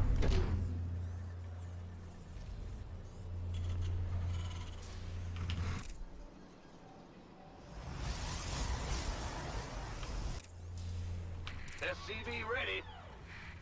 Yep, he's still chasing my probe. He's not looking at the probe, which is probably good, so I can focus on macro and production.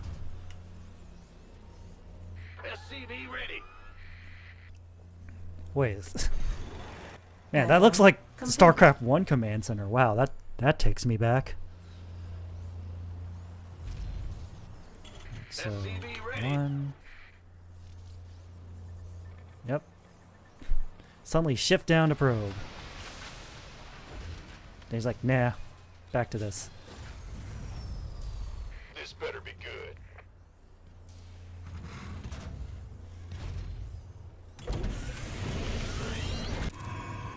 Yeah, I switched back just in time to see that command center, and just in time to see my probe die.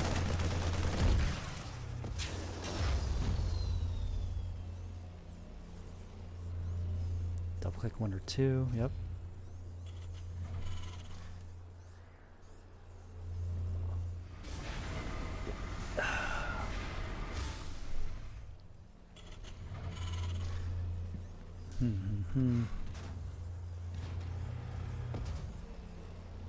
Who wants So he's got 2 racks, making 2 factories, getting his Add-on expansion up. Complete. SCV ready. Meanwhile, I'm over here like, oh shit, early refinery, something's up.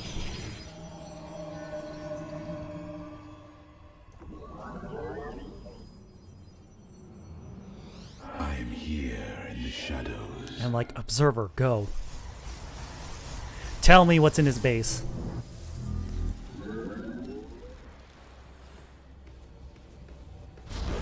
Yeah, I threw that down cannon just in case it was a Banshee.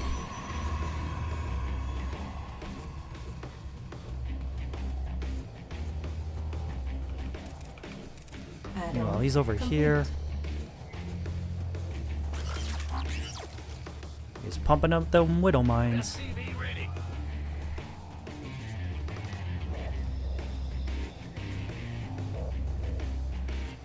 Oh yeah, this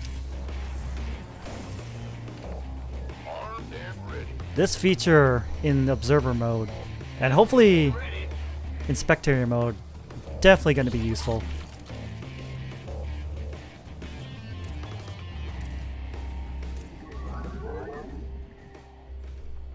I return to serve.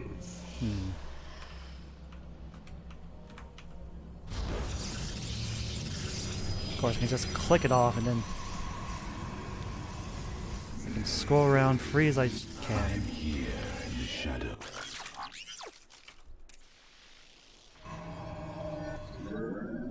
Yeah, I see the widow mines. I'm like, where are they going? Yeah, I saw those 2 little dots on the map. Like, okay, what's going on here? What's going on here? Oh, sneaky guy bringing out the widow mines.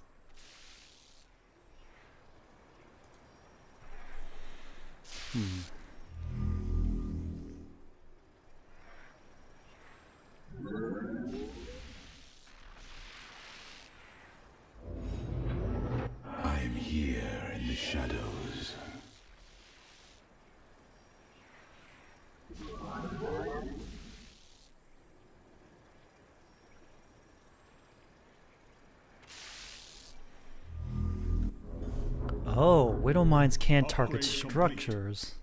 Unless this is... No, this is from 4 years ago. That's probably changed.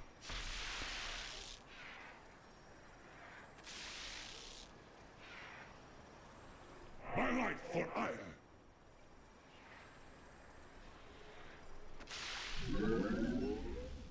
Wait, there we go. It's like, I don't need to look at the Widow Mines. I need to look at production.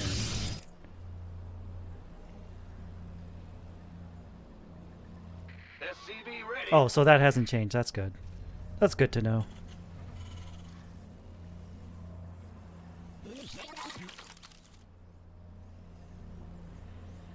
SCV ready. Widow Mines cannot attack structures. You want a piece of me, boy? It's go time. SCV ready.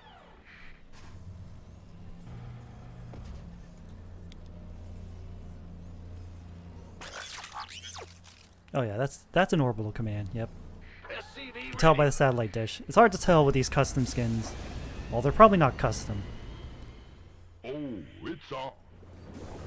But they sure look like the old StarCraft 1 command centers. SCV ready. They even blink the same. Mineral field depleted.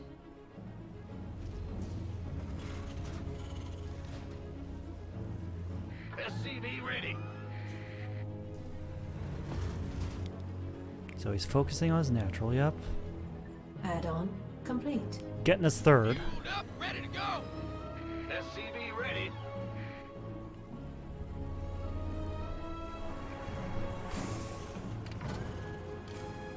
Research complete. Ready to roll out. SCV ready.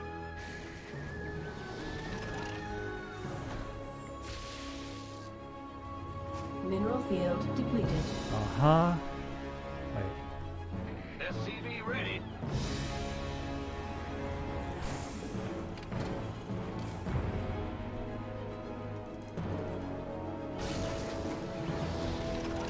SCV ready. Want some? Let's have a blast.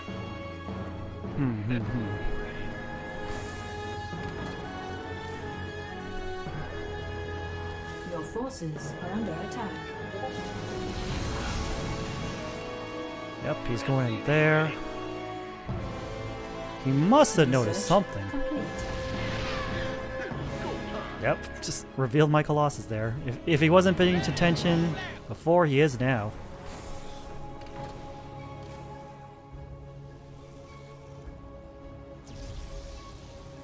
I move my observer up there to see more tanks coming in. Up in.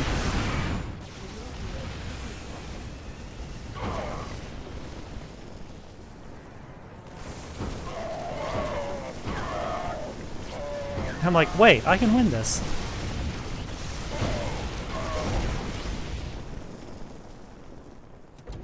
Upgrade complete. Yep, Research the supply depot goes right up.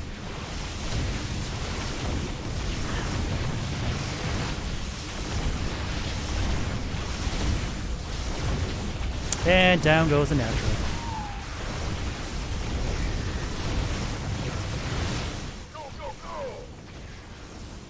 He's got 3 Marines, but I don't think 3 Marines are going to save him. base Up and there is we under go. attack. And we should... Yeah, I think he's making a Viking here. Ready to blunder. Base is under attack.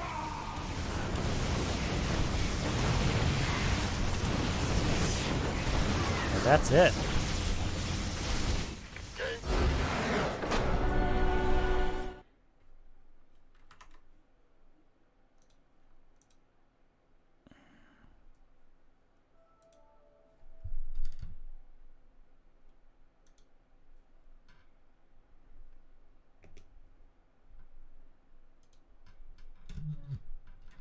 Oh, Hey there. hello. Welcome. Alright. Go ahead. Oh, I'm just saying welcome, welcome. Oh, thanks. All right, let's. Do you have a Fugi reactive I can use? Oh yeah. All right, there we go. Let's just add it in here.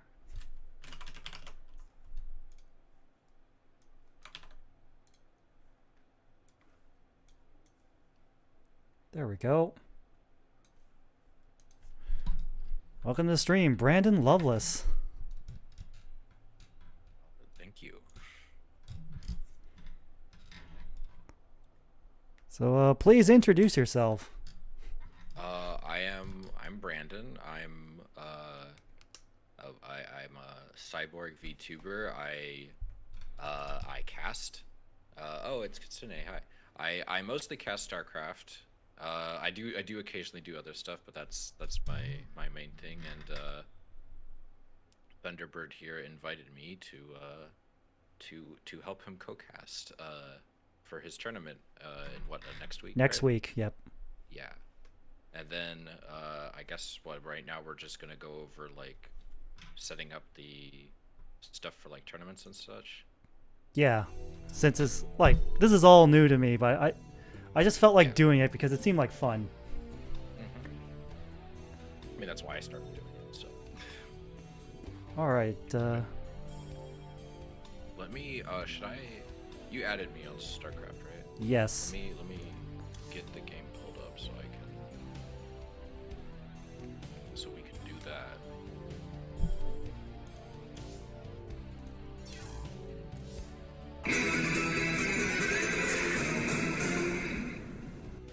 Thanks for the follow.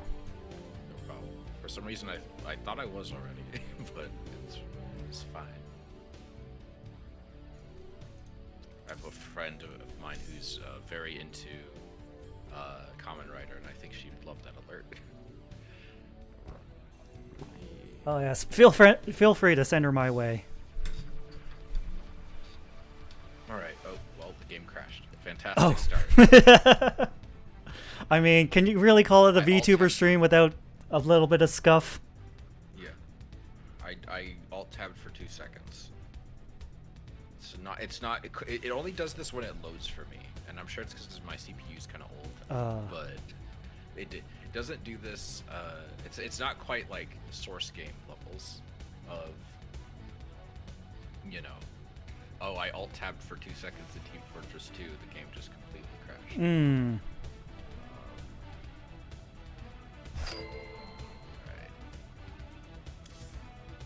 All right. So, I guess what are we doing first?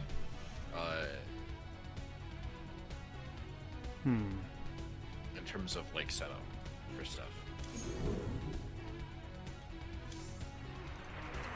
So I've done everything you suggested so far. I've gotten all the maps in the current ladder, written them down, and I've listed them in the tournament description. And Yeah, if you go to melee. yep, melee. Melee tab. Yep, melee.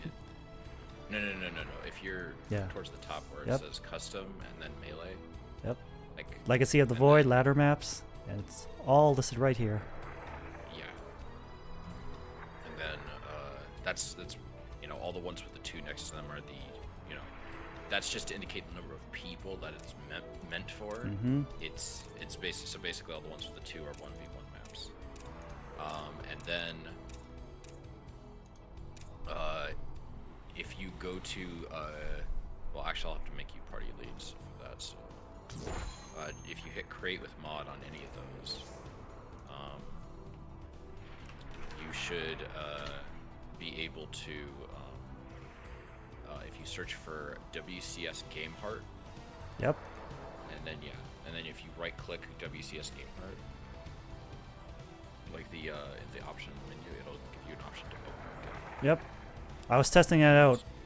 You also suggested Pro 2020 as well. Oh yeah, that's just as an observer interface. Did you set that up already, right? Yep. Okay, yeah. So, what are some other things I would suggest? you may, if for the rest of the stuff is kind of for your preference, like, what do I have myself set up as just off the top? Because I've had my settings the current way they are so long, I missed them. So I have it to where life bars always show, and flyer helpers are always shown as on. That's just for me though. That's not always, you know, preferred for some people. Some people don't like that. I have it set to damage currently. That's fine. I would say damaged or always is usually the best option, because like if it's damaged, then like most people I would say are going to like understand that, you know, because like targeting, selected, and like normal are all just like bleh. I don't think those are very useful for actually like casting or just even just playing. Flyer helper I think is good to have just so like, you know, you can see like exactly where the unit is. But I also have like, if you go to like the options and go to the colors tab, there's a option for team color intensity, and that basically will like make the colors more like, I guess, saturated. Like they'll be more prominent visually. And so I have mine set to 11. Now that's, I would say, is mainly preference, but I think it makes it easy to tell like what color is what. And so like if you're like, say, casting like a mirror match, then you're more likely to recognize, okay, this is, you know, This is player 1, this is player 2. Yep. Yeah. All right. What else? Yeah, observer and replay Pro 2020 is just what I prefer. Like WCS Game Heart, like this might actually be a good time to test it, because Yes. Basically the if in WCS Game Heart, or not WCS Game Heart, WCS 3.0, it has some benefits. Like what do you have it set to right now? I think it's pro. Okay, so yeah, if you go to watch with others on the bottom there in the replay tab,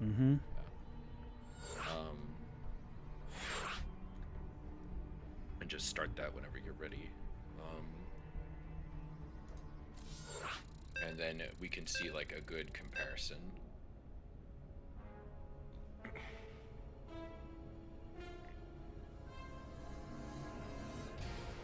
Also, as a heads up, I haven't played this game in, what, 7 years? So I'm That's valid. really far behind on, like, game knowledge and current meta. I'm trying to give myself a crash course right now, learn the game with help from Annoyed Kitsune in the chat. Yeah. So if you look at the interface, like you can see in the, you know, you obviously got your mini map. That's the same as it always is. But you also have the map name. You still got the time. You have your different tabs in the top left. Those you're gonna have to just remember. Like D is production. Yep, D is production. So, like, if T you is hit it now, it'll just structures. turn it off. U is G is units. structures. Yeah. T is T is structures. G is upgrades. U is units.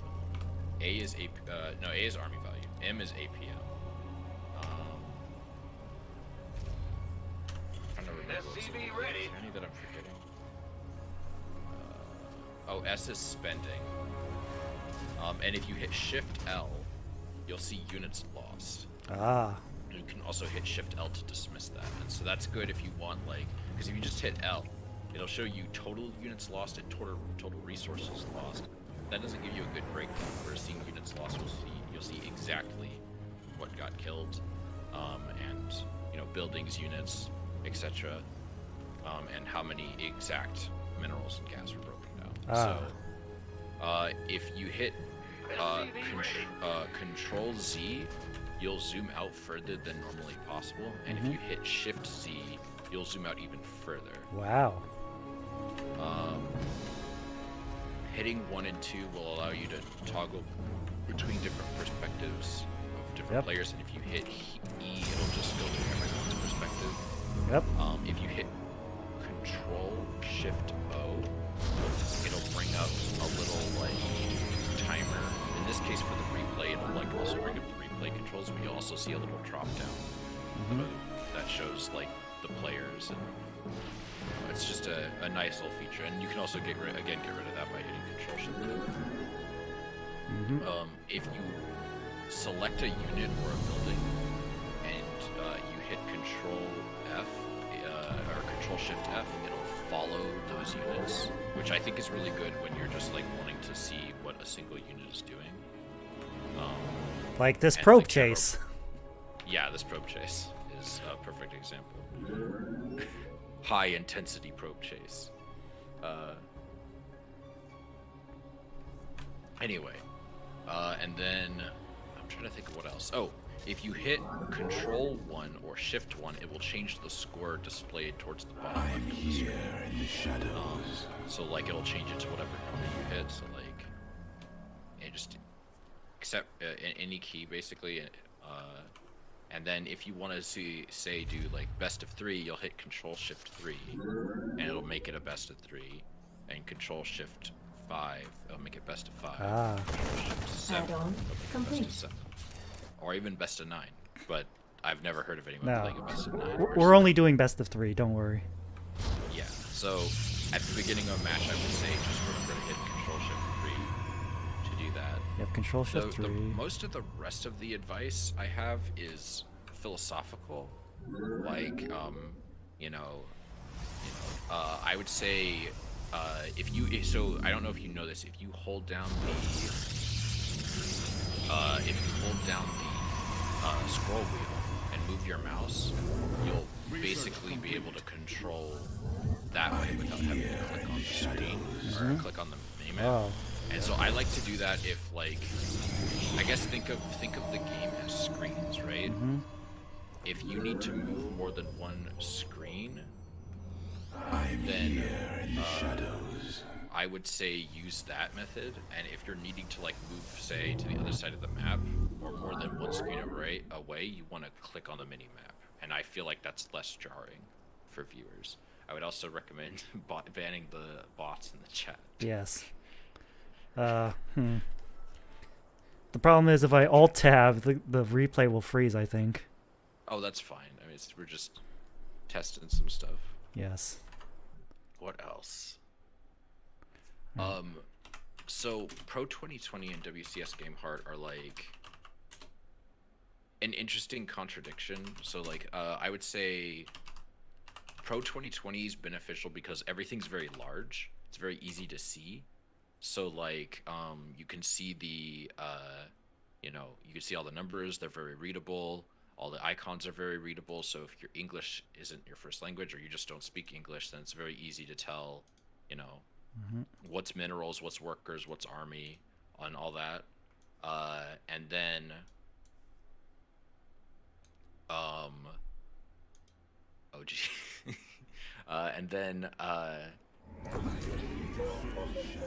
the directional arrows are indicate like how great the difference is between the two players mining. Oh yeah, I'm seeing that right now. It's hard to see, but once you notice it, it's a very helpful tool. And all the icons are big, and like the little bars that show the progress of all the buildings being built is very, very clear. But let's quit out of this real quick and let me show you what the alternative looks like. All right. So F10, quit replay. Yeah. And then if you go back into options and change your observer or your replay interface, since we're going to be doing a replay, to WCS 3.0. All right. And then if you pull up the replay again. All right. We'll do this one instead. Yeah.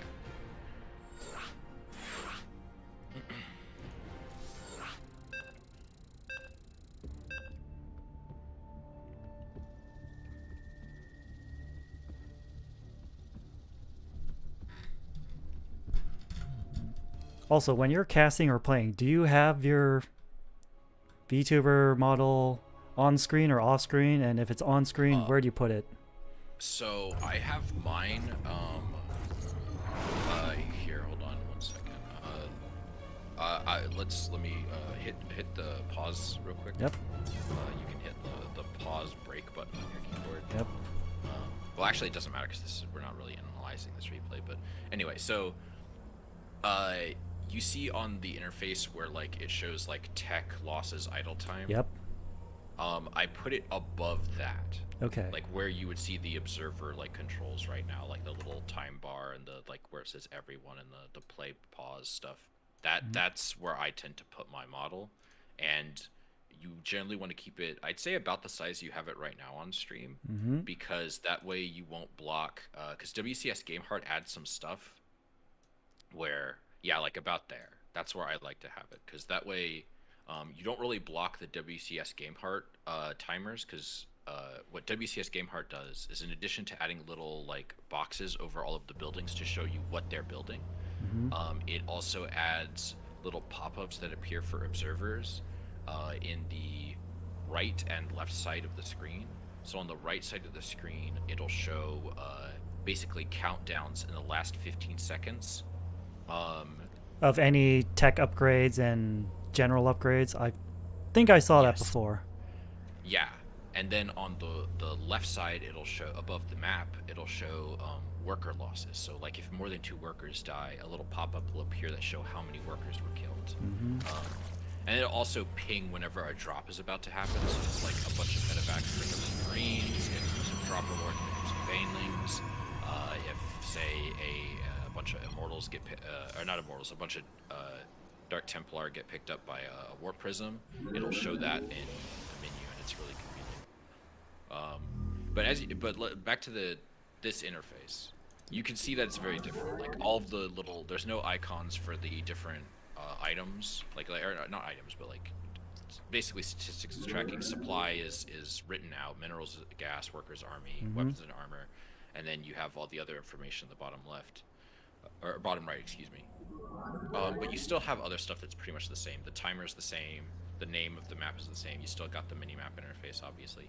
But what I personally don't like is the top left, the icons are so much smaller, and to me, I stream at 720p 60, and I know not everyone does. Like some people stream at like higher or lower resolutions.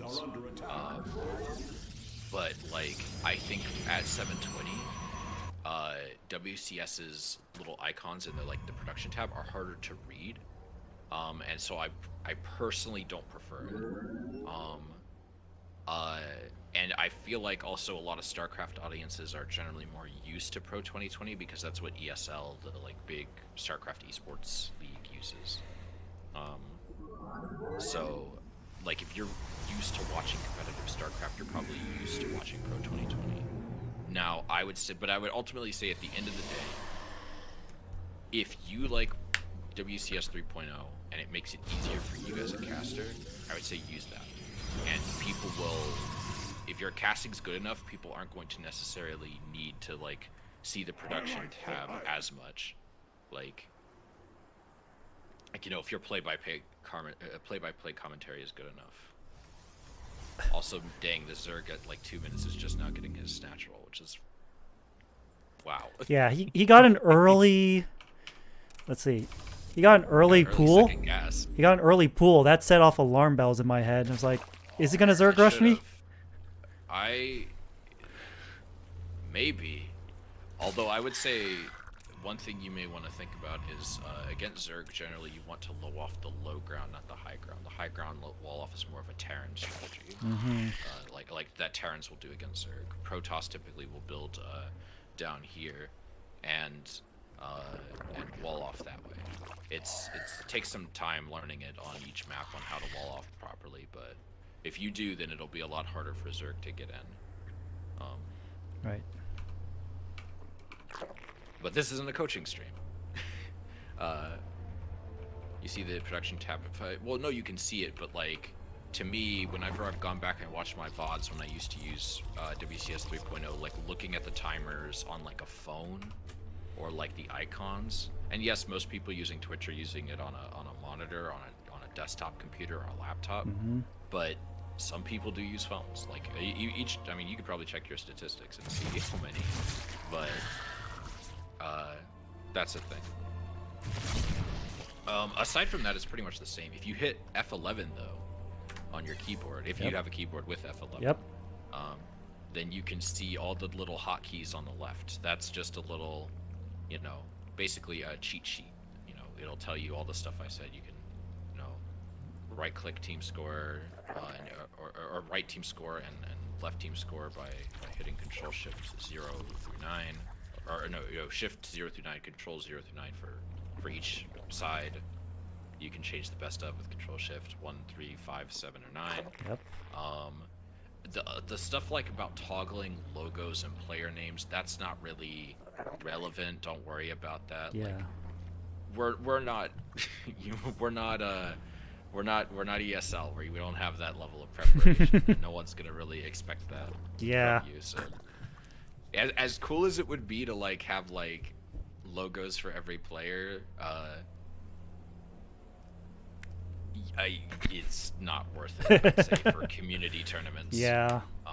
What is modern leaderboard? Grave. What control is Grave? I don't know.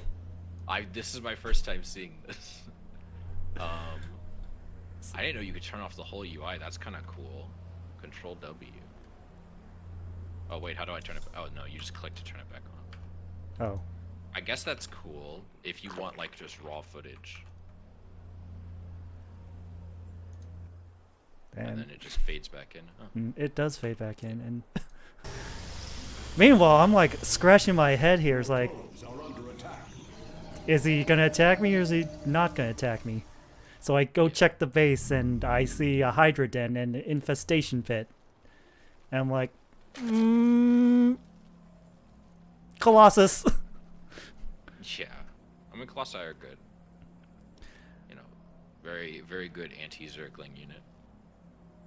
Alright, so chat said toggle modern leader panel 1v1 Grave. Is that no, backslash is to hide health bars.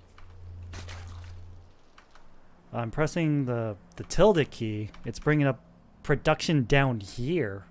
Oh, that's Yeah, you can do that. I don't really like that personally.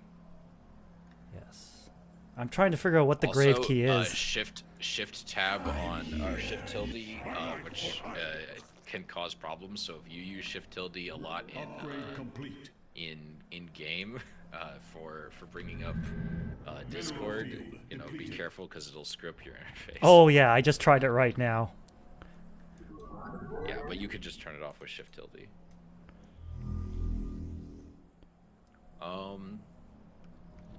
F10 can like pull up the menu at any time. Yep. Except in campaign apparently. In campaign it's F11 for some reason, and I don't know why. It's just a weird little thing. I'm trying to think of what else. A lot of the other casting stuff is really just stuff that you kind of have to learn by doing. Like, obviously, you don't try not to talk over each other if one person starts talking. You know, wait until they finish. Mineral field depleted. If you think someone's like done talking and then you are about to say something and then they continue talking because they were just like taking a breath or something, it's usually best to just stop, let them finish. Grave is to the left of one. Oh yeah, I was pressing that. That Yeah. toggles the production, goes from top left to bottom right. I guess that's what they mean modern leader panel 1v1 is. So like that's what I guess they consider modern, which I don't know. I'm not a fan of it personally. I'd rather stick with the production in the top left because that's what I'm used to. But I'm trying to think of what else. In the history of like Western commentary, at least, you typically have two people. I like to say with commentary that two heads are better than one, but three is a crowd. So I generally would say I don't recommend having three people. I'm not saying you can't make it work and it can't be some fun, but I think if your goal is to like provide accurate and good commentary, I personally wouldn't recommend it. I recommend trying to include two people if you can. If not, just cast by yourself. I would say, Raiders. Ah, welcome Raiders. Thanks Soul, welcome Raiders. I'm Thunderbird Prime, Masked Hero VTuber, and today I'm being joined by Brandon Loveless as we go over the ins and outs of StarCraft 2 commentary. like there's this really good video by it's more general, and if anything it leans more to fighting games than StarCraft, but this video by this guy called Core A Gaming, which I would highly I can send it to you later if you want, but I would highly recommend it. He just kind of breaks down, you know, I guess the history of commentary a little bit, and like it's not super long, but he interviews a lot of different people who commentate a lot of different games. He's got dudes that cast League, dudes that cast Dota, PUBG, you know, all sorts of stuff. He's got Tastosis, you know, Artosis and Tasteless, probably the two most famous commentators in StarCraft history, and at least in the professional scene, and you know, they kind of, each of them kind of give their opinions and philosophies. Okay, there are 2 casters and 1 observer. That's true, but like I just meant like for a community tournament, you're usually just whoever's casting is also probably doing an observation.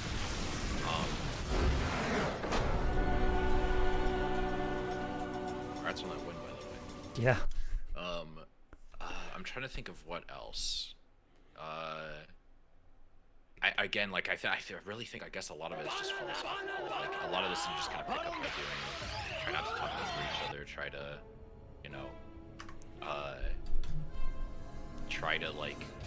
have one person that primarily focuses on play-by-play and another person that focuses on analysis. Although I'd say in video game commentary, people typically do both. It's just that in a duo, it's usually one leans more to one and one towards the other. So like Artosis and Tasteless, Artosis tends to be more analytical and Tasteless tends to be more play-by-play. So like play-by-play is pretty self-explanatory. It's like you're describing what's happening on screen, which does require knowledge in of itself. You need to, like, if you don't know what a pylon is, you're not going to be able to commentate StarCraft. Yes. You have to have some game knowledge. Yes. But you don't need to be a pro. I'd say for an analyst, you usually want whoever's maybe more experienced. Like, for example, like I cast with this friend of mine, Madman, who's a Protoss player. And whenever it's a game where there's no Zerg players, he is pretty much the analyst in that game because like he knows the Protoss builds better than I do. He knows what they can do better than I do. He knows that the fights are going to go better than I do. And I'm basically just saying what's happening. And then the roles kind of get reversed if it's a game where there's no Protoss and it's mainly Zerg, or Zerg is involved. So if it's a ZVZ or a ZVT, then I get to be the analyst. And then in like a TVT, it's just like, well, we're kind of just like, it's TVT, who knows? Terrans are weird. But I would say like you kind of just have to find that dynamic. Yes. Yeah, that was the main reason I invited you to help with this community tournament. I figured you'd be more of the analyst, and I would need to brush up in order to be the play-by-play. Yeah, I would say as like another thing is, this is again like just my philosophy, but like I would say an important thing is to just try to remember you're there to kind of get people excited. Like you're not just there to inform them, you're there to hype them up. Like talking back to that Core A Gaming video, he talks about how there was an NFL game back in like I think the 80s where it was a game against, it was like a Miami Dolphins game where the entire game was broadcast in its entirety with no commentary. All you could hear was the sounds of the players, the sounds of the audience in the stadium, and like the in-stadium speakers like coming in over the microphone. There were no comment. It was no commentary. Wow. Which, you know, for the sports fans in the audience, like that sounds like wild. Like that's unheard of. Like, it's because it was the only time anyone ever did it, and it was a colossal failure. Like after the first like quarter, you start to realize that something's missing, something's off. Yes. Like commentary was. I imagine commentary was originally born out of necessity, because like, you know, you didn't have TV originally; you just had radio. And then with, you know, StarCraft, it's kind of a similar history. Like back in the Brood War days, like the reason they're called casters, it's because it's a reference to a program called Shoutcast, which was like an internet radio program. Because, you know, back in the day, you couldn't exactly stream video over the internet, but you could stream audio, albeit pretty compressed. But for just voiceover, that's not a big deal. So you would have people who their job was to, you know, just with pure audio describe what was happening. But now we have Twitch and television, so but people still want it because it's like you get people excited. You inform them about what's going on because not everybody who's going to watch is going to be a pro or even play the game. Yeah. Like there are people. Well, not that I'm a pro, but like people will have varying levels of experience with the game. Like you may not be like you may have people who are like diamond or masters in your audience, but they've never played Zerg. So as a Zerg player, like I hope that like I offer some commentary that like occasionally informs people about how this race is played in this scenario that maybe they weren't aware of. Yeah. So I guess like if you're wanting to do more play-by-play, my only real advice would be to I guess just try to familiarize yourself with all the different units in the game and what they're capable of. Mm-hmm. So like if you want, if you right-click my profile picture in the top right, you can make me party leader again, and I can I guess show you some stuff if you'd like to. Alright, so there's this mod in the arcade called the Legacy of the Void Unit Tester. And what this basically does is it kind of allows you to like, play with the units and sort of get an idea of like what everything is. It's sort of like if you ever played fighting games, it's kind of like the training mode. Yes. Basically. Like you can just spawn in units, you can choose what upgrades they have, and you can just see like, okay, well, how does this work? How would this situation go? And you get a variety of terrains to mess with. But you said you haven't played in 7 years. So that's what, like 2015? Yeah, Right? 2013. So it'd be closer to 9 years. But I played back in 2020, so that's what I meant by a 7-year gap. Oh, okay. So, yeah. So you were like, I'm sure. Would you say you're more familiar with like Protoss. which expansion? Probably Wings of Liberty, a little bit of Heart of the Swarm. Yeah. So like, a lot's changed. A lot's gotten added. A lot's been fleshed out. Like, I'm sure you were shocked when you realized it's like, wait, we got 12 workers in the beginning now. Yeah. It's crazy. That surprised me the biggest. I mean, I don't know if you've messed with these boys yet. The Disruptor, yeah, I tried him a bit. I don't think it worked out for me. They are very useful though. Like,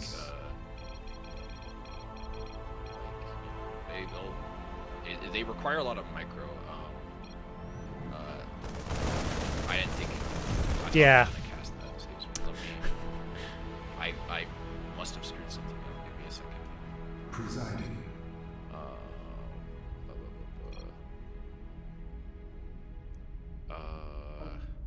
What did I screw up here? Oh, I can't control. Oh. Here, let me try something. We begin anew. So basically, you cast your ability and it goes out and just does a shit ton of damage. It does 145 splash damage. Wow. So over a 2-second period. So like, the idea is like when you've got a bunch of enemies bunched up, you could just cast out some disruptor balls, and it's a very interesting like spacer technique. What are some of the new units? You got the Tempest, which is like your kind of your anti-capital ship. So like the idea is like you can attack from an absurd distance. Like look at that. Oh yeah, I've noticed that battle cruisers have like a new ability to just let them warp in anywhere, even without vision. Oh yeah, it's risky to warp in without vision. You generally don't want to. Oh, that results in a weird thing. You generally don't want to warp in blind. A lot of newer players will do it because like, other new players don't really see it coming because they don't scout well, and even if they do, they probably don't have adequate anti-air defenses prepared. But it's a pretty risky move because it's like the idea of the warp in is it's more what's there, and you're by warping in you're getting there because you need to get there quickly, or it's to escape from danger. But like some people will scan and then warp in, which is somewhat smarter. But if the army is like outside of range of your scan and you didn't see it, and they have a ton of like corruptors or something, or you know, Void Rays or Tempest, then it's like, well, now you're in trouble because now there's a bunch of air-to-air stuff coming your way. Yeah, speaking and of you Void can't Rays, escape from it. I learned recently that they toggle the E for the increased damage against armor. Yeah, prismatic Yeah. alignment. Which you can cancel, by the way. So Nice. like an advice to all you lower level players out there: please cancel your prismatic alignments when a bunch of Hydralisks show up, because otherwise you're just going to lose all of your Void Rays Because they move. Yeah, decrease movement speed. It says in the tooltip. Well, you'd be surprised how many people don't read those. What other units are new? I guess the Adept is new. Which actually no, Marine's not a good. Let's get some names. Don't teach new protest players. I have to. They need to. So these guys are good because, like, you know, let's say I'm getting chased. You know, I can shade away, and then I didn't mean to do that. Yeah. And then the unit will teleport, and that's good for, like, I'm actually doing this really on the fly because I have no experience shading. But like, an idea with shade is that protests kind of get like a decent scouting unit. Give us your command. So like, what's a good example? Oh, like here, let me give you unit control back. There we go. you go. I Sorry can about turn that. it on myself apparently. I Nina. usually just show people stuff in this. I'm not used to other people controlling it. But yeah, the idea is like, here, let me give myself a few more links. Ire shall be This is reclaimed. probably a somewhat reasonable amount that you would encounter with maybe an Adept Rush, and then we can like. Yes. So let's say the Zerg have a Executor. base, and you want to like see what the Zerg has, and maybe kill some drones, which is usually a good idea. In fact, let's put a few drones down on like. Let your Let's will move be these over heard. here. So what the Adept will Faith often do is like this. before The Adept fear. is trying to get these links. So what they'll Forward. do is, you know, Let none they'll deter- Where shall we march? you know, Combat zoom in while the awaits. links try to get the Adepts. It and shall then be when we try to done. attack the Adepts, and they'll just To teleport out glory. and start We attacking on the serve links. with And like, pride. it takes only like 2 Adept The shots to kill a Templar drone. march. Um, Hordes aloft. and they do pretty good against We things are themselves. of But one like, mind. Lings will catch Adepts, especially with Ire link speed, and shall especially be on creep reclaimed. eventually. So it's always important to like make sure to shade Give us your properly to command. get out of the way of them. Ire It's a very good shall scouting be technique. reclaimed. A pretty common Combat opener, awaits. especially in the middle Combat leagues for Protoss. What are some other changes they made recently? Recently, they made it to where queens cannot transfuse off of creep, which is a relatively big deal. Because it gets rid of a strategy called queen walks that people would do, which is basically Where where they shall would we just march? take queens, which are primarily a defensive unit, and use them offensively to just walk across the map and like attack, and they would just Let your transfuse will be constantly, heard. and it would work really well. But since they can't transfuse off creep, now you actually have to put in a lot more effort. You need to either get some overlords to make what's called a creep highway, which is basically just a straight line of creep directly to the enemy's natural, or you need to use a Nidus Worm so that way you have creep in the enemy base. What is some other stuff? They changed swarm hosts. Swarm hosts work differently now. Swarm hosts don't just spawn units infinitely. Thank God. They have a much shorter timer. Locusts are not nearly as busted as they used to be. Lurkers are back from Brood War, which is nice. Lurkers are a very, very good siege unit. Brandon, don't know how to cannon rush, and I'm a cannon rusher. Yeah, I kind of have an idea for cannon rushes. Like, I sort of know what to do. In Legacy of the Void, they added the Ravager, which the Ravager's kind of cool. Like, here, let me show you. It's an upgraded roach, right? Kind of, but it also has a unique ability. So, you know, the Sentry, it's got the classic, you know, you got the 4 shields. These are kind of bad because I suck, but you can use this, which can destroy the shields, which normally can only be destroyed by massive units. Like Archons. Yeah, like Archons, Colossi, Thors, Ultralisks. So, like, the Ravager was partially added so that, you know, is partially so that, you know, you can get rid of those. And so sentries become, you know, still very useful against Zerg that haven't made Ravagers. But they're still like, sentries are still useful because like if they don't make Ravagers, then like, well, okay, you can just use sentries for free and there's nothing they can do until they get Ultralisks out. But you know, sentries, if they do make Ravagers, it's like, well, sentries become like a lot less useful.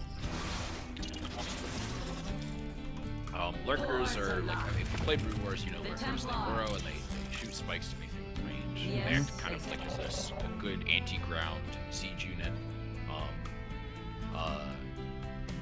They morph from a Hydralisk. You can upgrade their range. You can upgrade their burrow speed. So like instead of burrowing in 2 seconds, you can burrow in 1 second. What else? Ravagers. Ravagers kind of are a trade-off. You're basically spending money to give your Roach increased range and damage at the cost of health and armor. So, depending on the situation, it might actually be better to make a Ravager than it is to make a Hydralisk. But sometimes it's actually not worth it. You're better off just making Hydralisk. Swarmhost, they can burrow and they can spawn Locusts from burrow that Lurker and Locust just like this. You're like a free unit. If you play hard in the Swarm, then you have horrible memories from watching pro games. Yeah. The game lasted like 3 hours. Yeah, Ravagers aren't the best against Void Rays, Echo. I wouldn't really recommend it unless you're desperate and have nothing else. Like, I guess they're good for just like stopping your opponent from literally just sitting there, but if they're paying attention at all, then they're gonna, you know, they'll just be able to move them. Well, but yeah, like at lower levels, Protoss is probably just gonna move their Void Rays and not pay attention to them. Yes. In that case, yeah, they're absolutely terrible. But Ravagers are good though against siege units like siege tanks and lurkers. So like if a Ravager, like say fires a bile, the lurker has to unburrow and move if it doesn't want to get hit, which one requires your unit to be babysitting. Your opponent to be babysitting his units, which at lower levels again is very stressful. But it also means like, well, if they unburrow and your whole army is there, then like that unit is now just completely vulnerable and can easily get killed if you're not careful. What is some other stuff I should show? We should probably show some Terran stuff. What's some good Terran stuff I could show? The Cyclone. What else is new? I don't know if you know Widow Mines. Yes. Okay. What about Liberators? Liberators are new for me. Okay. And then what about Hellbats? I am familiar with the Hellbats. Okay. So Ire Cyclones shall be are like reclaimed. are mainly Got a used target in in like mind? against Protoss. You can see them against Zerg, but they're not very they're not as popular. Oh yeah, I've been a victim Zerg. of mass cyclones in the past. Yeah, so Cyclones have a pretty decent range, and they'll auto-cast an ability called Lock On, which allows them to attack while moving, which makes them really good for run-bys and harassment. But, you know, they're mainly used for, like, run-bys. They're also good against, like, Protoss air units. The Liberator is... Think of it like an air siege tank. Oh no. So they work like this.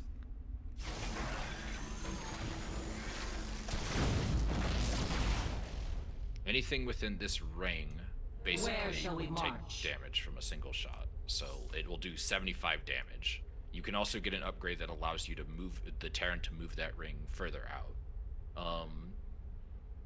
I think the Terran... What other upgrades does Terran have for those? Does Smart Servos affect that? No, it doesn't, thank God. Smart Servos is pretty cool, though. Smart Servos allows Hellions, Hellbats, Vikings, and Thors to transform much faster than normal. Okay, you know about armories and mines. That's good. Yes. Battle cruisers don't have energy anymore, so Yamato cannon's just on a cooldown now. Oh. What else? You can get an upgrade for lock-on that allows it to deal 400 damage and an additional 400 plus to armored units, which is pretty useful. So Cyclone becomes much more useful against armored units. That upgrade's called Magfield Accelerators. You can upgrade the burrow speed of Widow Mines to burrow from 2 seconds to 1 second, called Drilling Claws, which is really useful. What are some of the Zerg upgrades that maybe... Infested Terrans are just gone.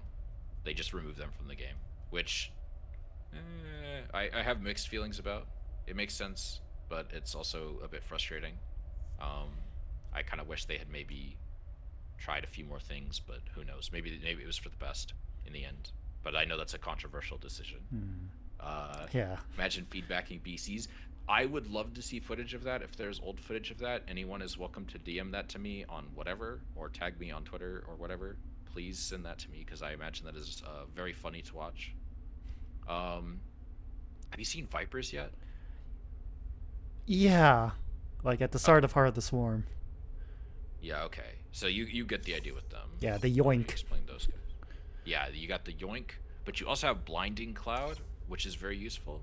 And you also have Parasitic you Bomb? also have Parasitic Bomb, which is good for against air units. You hit them with Parasitic Bomb, and you need to either split them off, or you'll end up taking a ton of damage. Surprisingly good against Mutalisk because of that. They can, take energy from structures, which means Consume. they can be very good late game. Yeah. So like, they can use their energy and then go back and get more, and get it a lot faster, because no other unit in the game can do that. Like, Zerg have some of the hardest spellcasters to use, but they're probably the best spellcasters to use.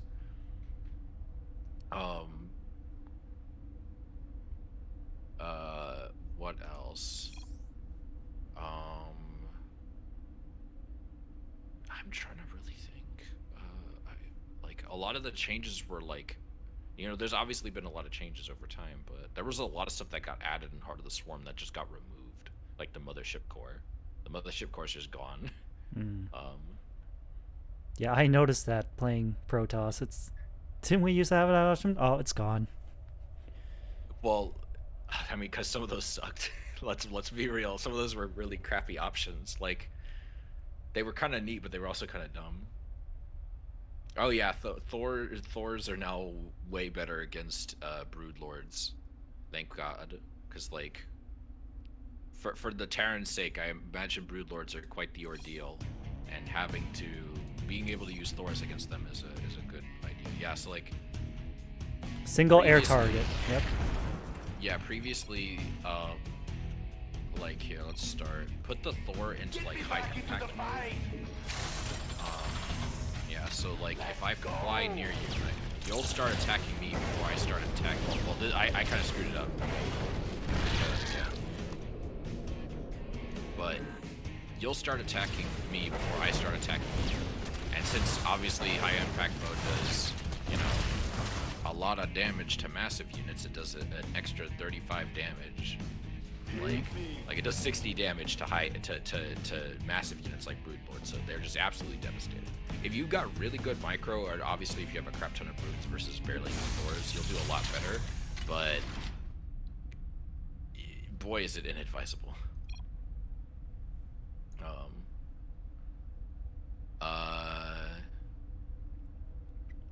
Let me think. So you need detection to be able to see burrowed Widow Mines, right? If an armory has been built. If an armory hasn't been built, you don't need to see them. Now, you can kind of see them. It won't be visible as easily here because it's of the unit trainer, but if you burrow a Widow Mine, there's a little patch on the ground where it's somewhat visible if you're paying attention. But it's subtle, kind of like the shimmer for cloaked units. Widow Mines are good kind of against any unit with not a lot of health. They're really good against Protoss too because they do bonus damage to shields. Not a lot of units that need them. Well, okay, you don't need to see them to kill them. I mean, technically no unit in the game is like that, but like with Widow Mines, I feel like it's a little bit easier depending on what race you're playing. Like as Zerg, it's like, well, if you're really desperate and you want to kill all the Widow Mines, you could just like run a bunch of Banelings over them and blow them up. But that's kind of wasteful. Ideally, you would use detection and get a Hydralisk to kill them all from range, because Hydralisks outrange Widow Mines. When Hydralisks have their range upgrade, that is. The Raven is very different now. Like the Raven's got, they've got a turret, which is cool. They've got EMP, which is neat.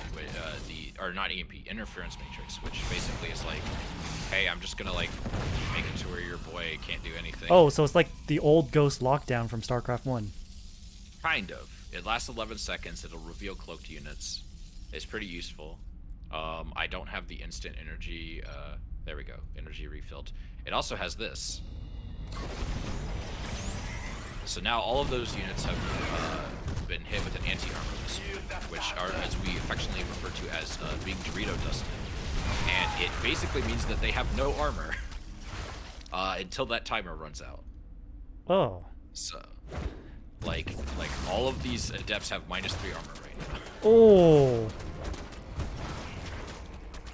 Which means it's very good when a Terran is fighting a lot of heavily armored units, because it basically makes them like they'll melt. It's still decent against units that are armored or are not. Excuse me, are not armored. Like you will technically kill everything faster because usually stuff has armor, even if it's not considered an armored unit. But it's really good. Archons, the bane of my existence.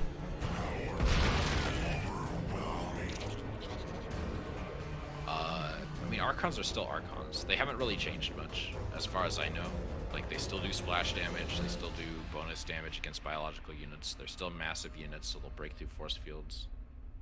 Oh yeah, Void Rays have gotten faster over time, but then they also got nerfed recently. No, actually the nerf didn't affect their speed. So Voids are a lot faster than before, so like... I guess I'll stick to Zerg stuff, because that's what I know best. Phase crystals charged. Let's include a couple of these just so I can, I guess, show off Blinding Cloud. We need focus. But like,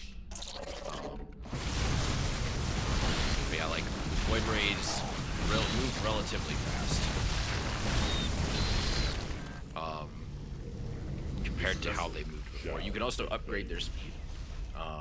Systems at full. To make them move faster.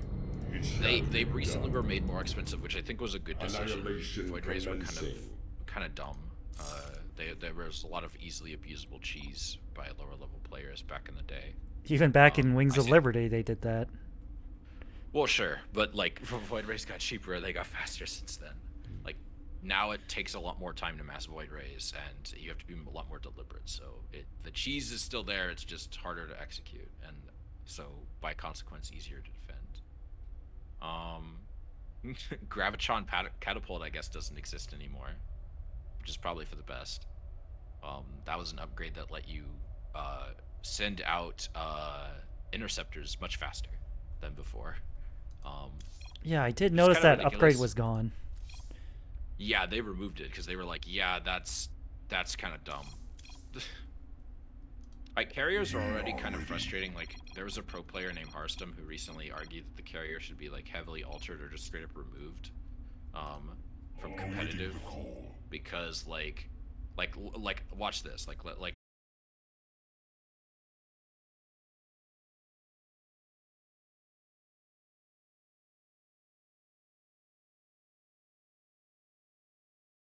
and so as a consequence, all of these Hydralisks die, and a couple of interceptors get to live, and like all you lose is a couple of interceptors, which is like 15 minerals each.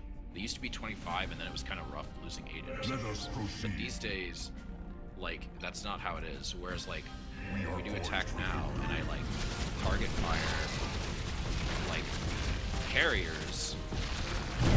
I could have done this a little bit better, but like in this case, you almost lose 2 carriers, which is a little bit better.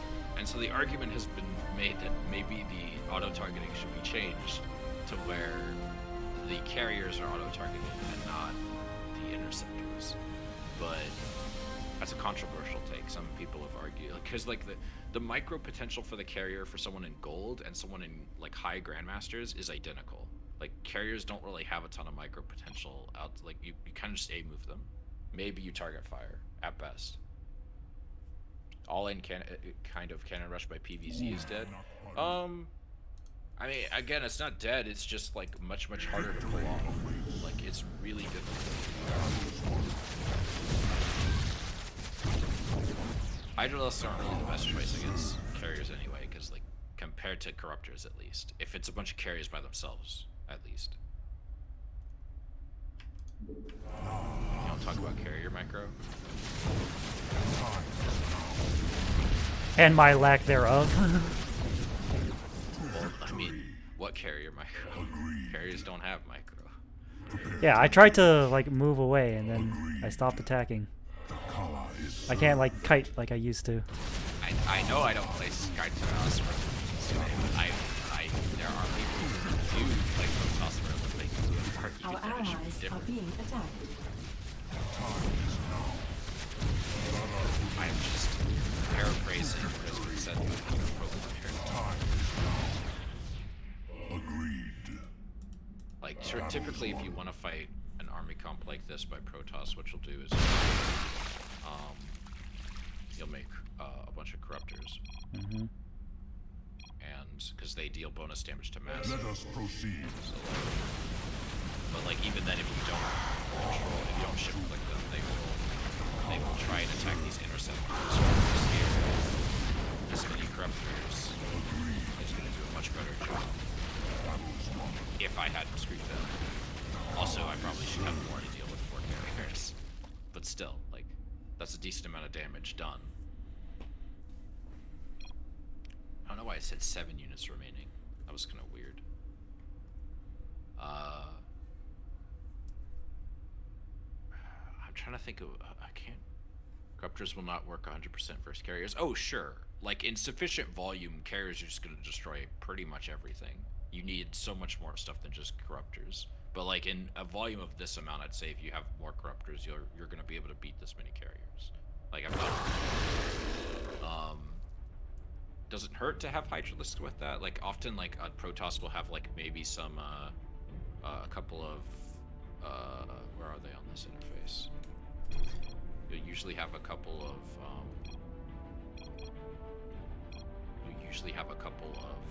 High Templar. So, like, if, you know, the Zerg makes just, like, absolutely an absurd amount of Hydralisks to fight this, what'll happen is they'll fight, and then the toss will basically be like, okay, I'm just gonna spawn all your shit. Not enough energy. And then pretty much all of the Hydralisks are gonna die. Not enough energy.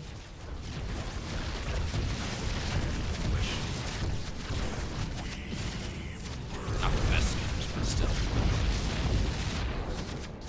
Also, the storm ended up killing a lot of interceptors, which is the only reason that all of these Hydralisks are still alive. Yeah, that was a goof on my part. Yeah, it's fine. It happens.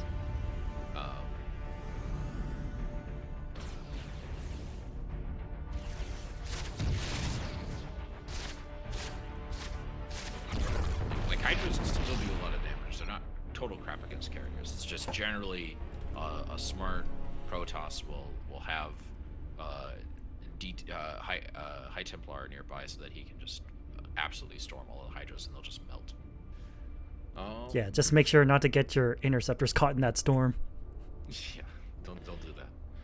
Although by then you'll probably also have upgrades, or you'll have way more carriers than just 4.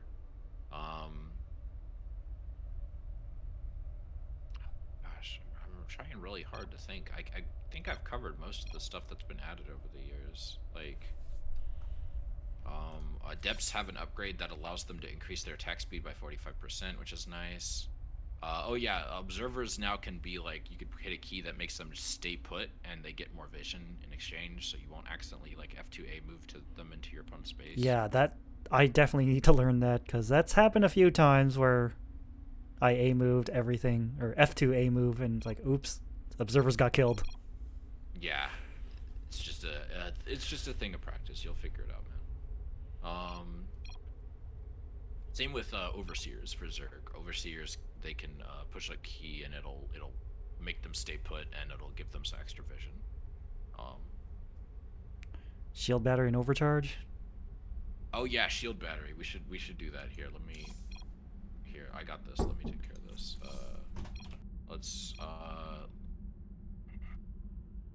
So let's say I have a let's say, if I can hit the damn keys properly. Let's see, I have a Zerg base and a Protoss decides, hey, you know what I'm gonna do? I'm gonna like put down a Nexus, and then put down a pylon here. Let's put down cannons. Shield battery, obviously, again, is a thing that existed back in the day. It got brought back. So what you can do if you have a Nexus selected is you can use shield battery overcharge, and let's get some what's a Zerg unit that would be really good in this situation? Let's do some Ultralisks. Oh, must be near a Nexus. Oops. Oh, is it out of range? Yeah. How about this one? Yeah, that's fine.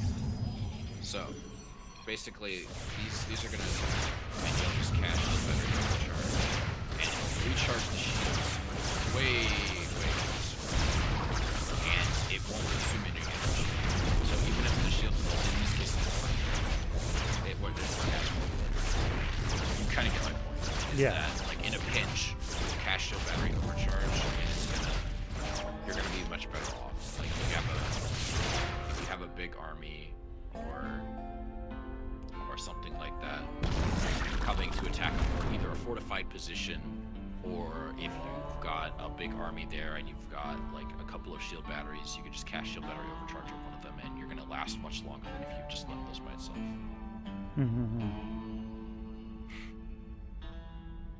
Oh yeah, warp prisms have way wider pickup range than they used to have. They can pick up from much further away, which is good. That gives Protoss a lot more micro opportunity.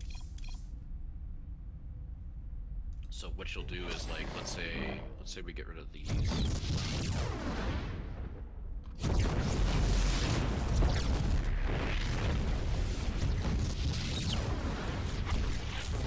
got a Zerg with like a bunch of lings. I know this is not enough. Bear with me. Oh, and let's give the Zerg, just for funsies, let's give the lings ling speed. And then, so basically what you would do is you'd, oh no, lings are attacking my stuff. What if I just pick them up? And then if you're, not me obviously, but if your micro is good enough, you'll just pick them up. Well, if your micro is good enough, because I'm not used to drop, but if your micro is good enough, you can pick stuff up from a distance. Wow. And then just go fly off, do whatever, come back and, like, I don't know. If I had any gateways, warp a bunch of stuff in, and like how far can you pick up? I believe it's quite. I don't think it's quite that far. Yeah, it's pretty far. That's about how far you can pick up from. So much further than, like, because medevacs have to be like right over their stuff, as do dropper lords, whereas warp prisms do not. They can just like suck you up into them from a distance, which is very useful. Oh, I did think of one thing that you might want to keep in mind for casting. I like to have a scene set up with just like a browser getting captured, with the bracket pulled up to, like, just to have something to look at in between matches, kind of to update people on how things are going. like, oh, this team did that, because you can't cast every match. It'd be great if you could, but this is an ESL, and that would take forever if everyone just had to wait for everyone else's match to finish. So you just kind of got to cast who's available, just to try to minimize downtime, you know. Like, I know of a few people who are competing that I definitely would prefer to watch every match they play, but I know at the same time it's like, this is probably not going to happen. You know, stuff's just going to take longer than others, and you're not going to be able to cast everyone you want to. Yeah, that's one thing I wanted to ask about. Since it's like, we might hit like 16 participants, and it's going to be like double elimination. So. Yeah, it's gonna be a few hours. Yeah. It's probably gonna be like 4 hours. I have a lot of tournaments either do single elimination best of threes and then like do a best of 5 for like finals. And there's so many different tournament formats. One tournament I really like how they do this. They have double elimination, but if you're in the losers bracket, it's best of 1 until you get to the finals, which I kind of like.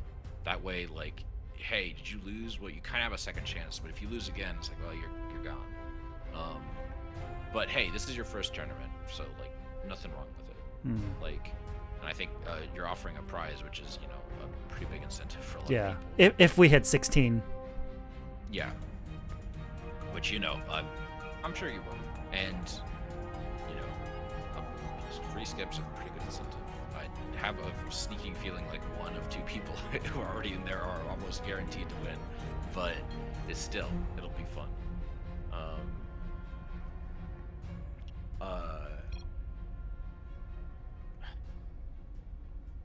Oracles are new, right? Oracles are kind of neat. You got this thing called a stasis ward, and if a unit steps in a stasis ward, it's stunned. But one plus side is stasis ward units cannot be attacked, so they're completely safe. They just can't do anything, which is super annoying because people will cast stasis ward on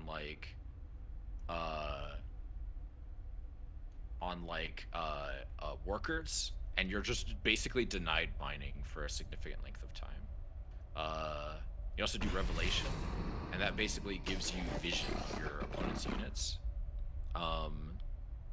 And if it's a cloaked unit, it will get revealed. So that's pretty useful. It's only temporary though. So like, if you're like flying some oracles by your opponent, and you're like, oh, I see a couple units. Let's see if their whole army is there. It's like boom, revelation, and you'll see their whole army, and you may even see part of their base, depending on where they are. But like these stasis wards are really annoying. What's cool that you can do is you can just strategically send like 1 unit into a stasis ward, and then like all of the rest of your army is safe.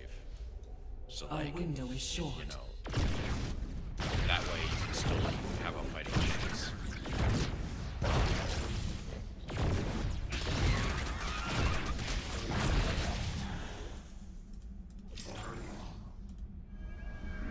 Also, oracles can attack, but it's not really like super good against something like an immortal. It's really only good against stuff like worker. Yep. And it does do bonus damage to light units. You seek guidance? Part of what makes it good.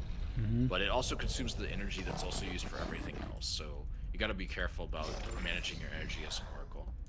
Let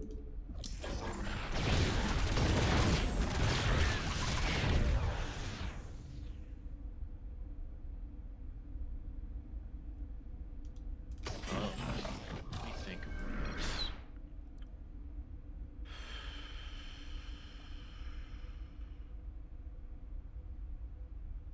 EMP is still frustrating for Protoss, I know that. Protoss absolutely despises it. Always has been.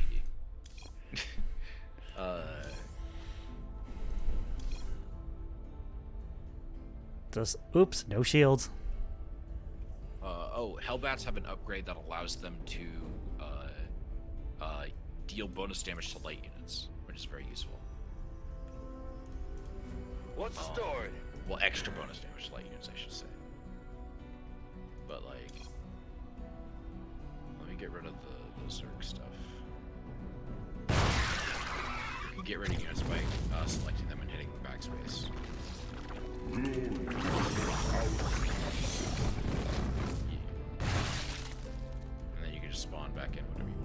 You also hit clear, which just gets rid of everything.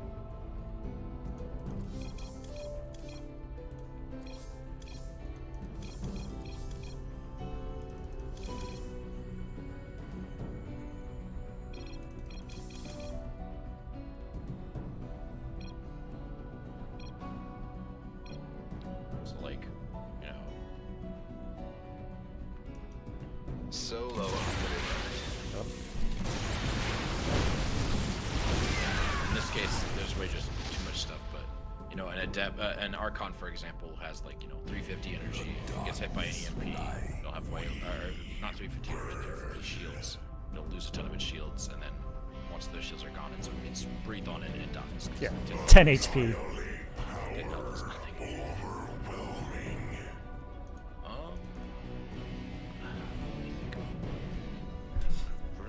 I think I've kind of tapped everything. Yeah. That's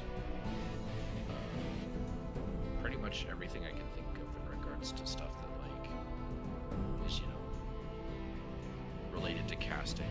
Like a lot of the stuff again, you're just gonna have to figure out by playing around. If you're ever having trouble, you can always check the help page and the Or showing you people. or watch replays on YouTube and try to figure out what's going true. on.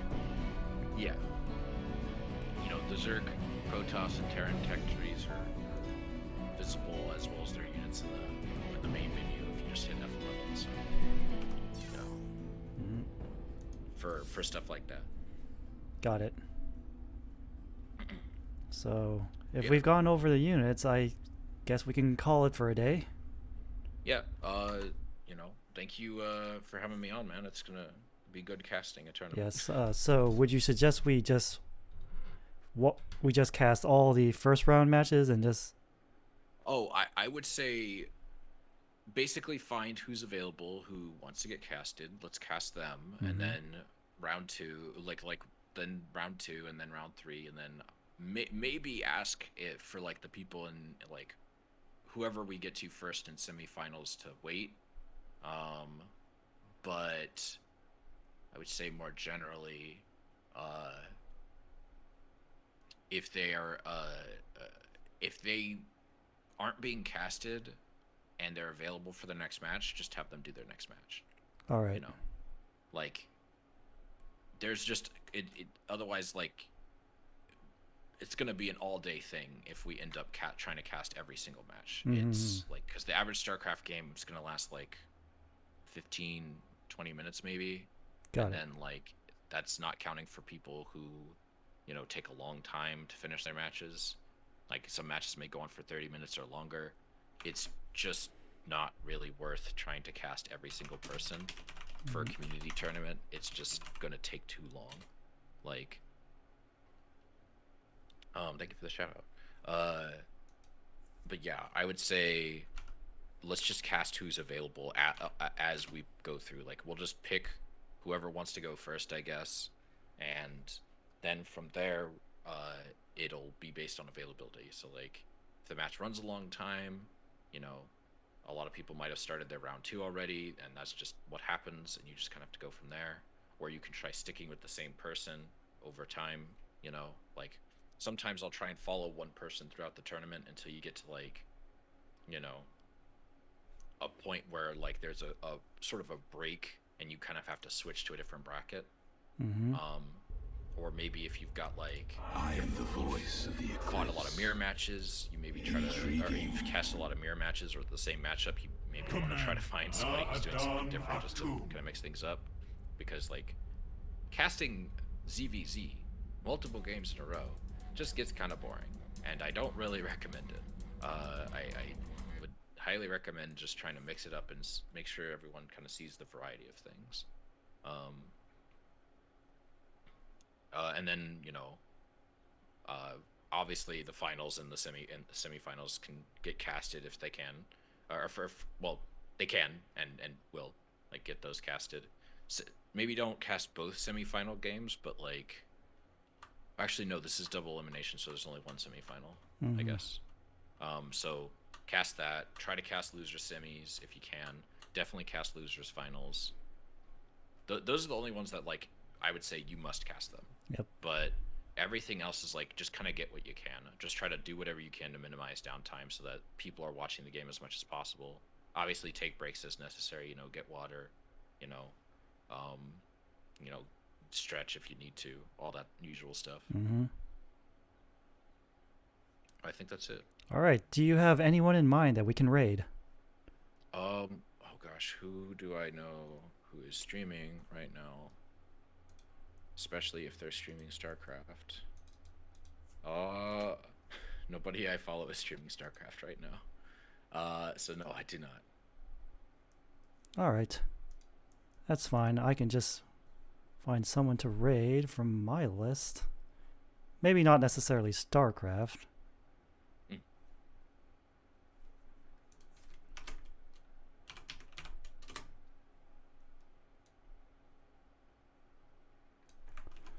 All right, let's see. All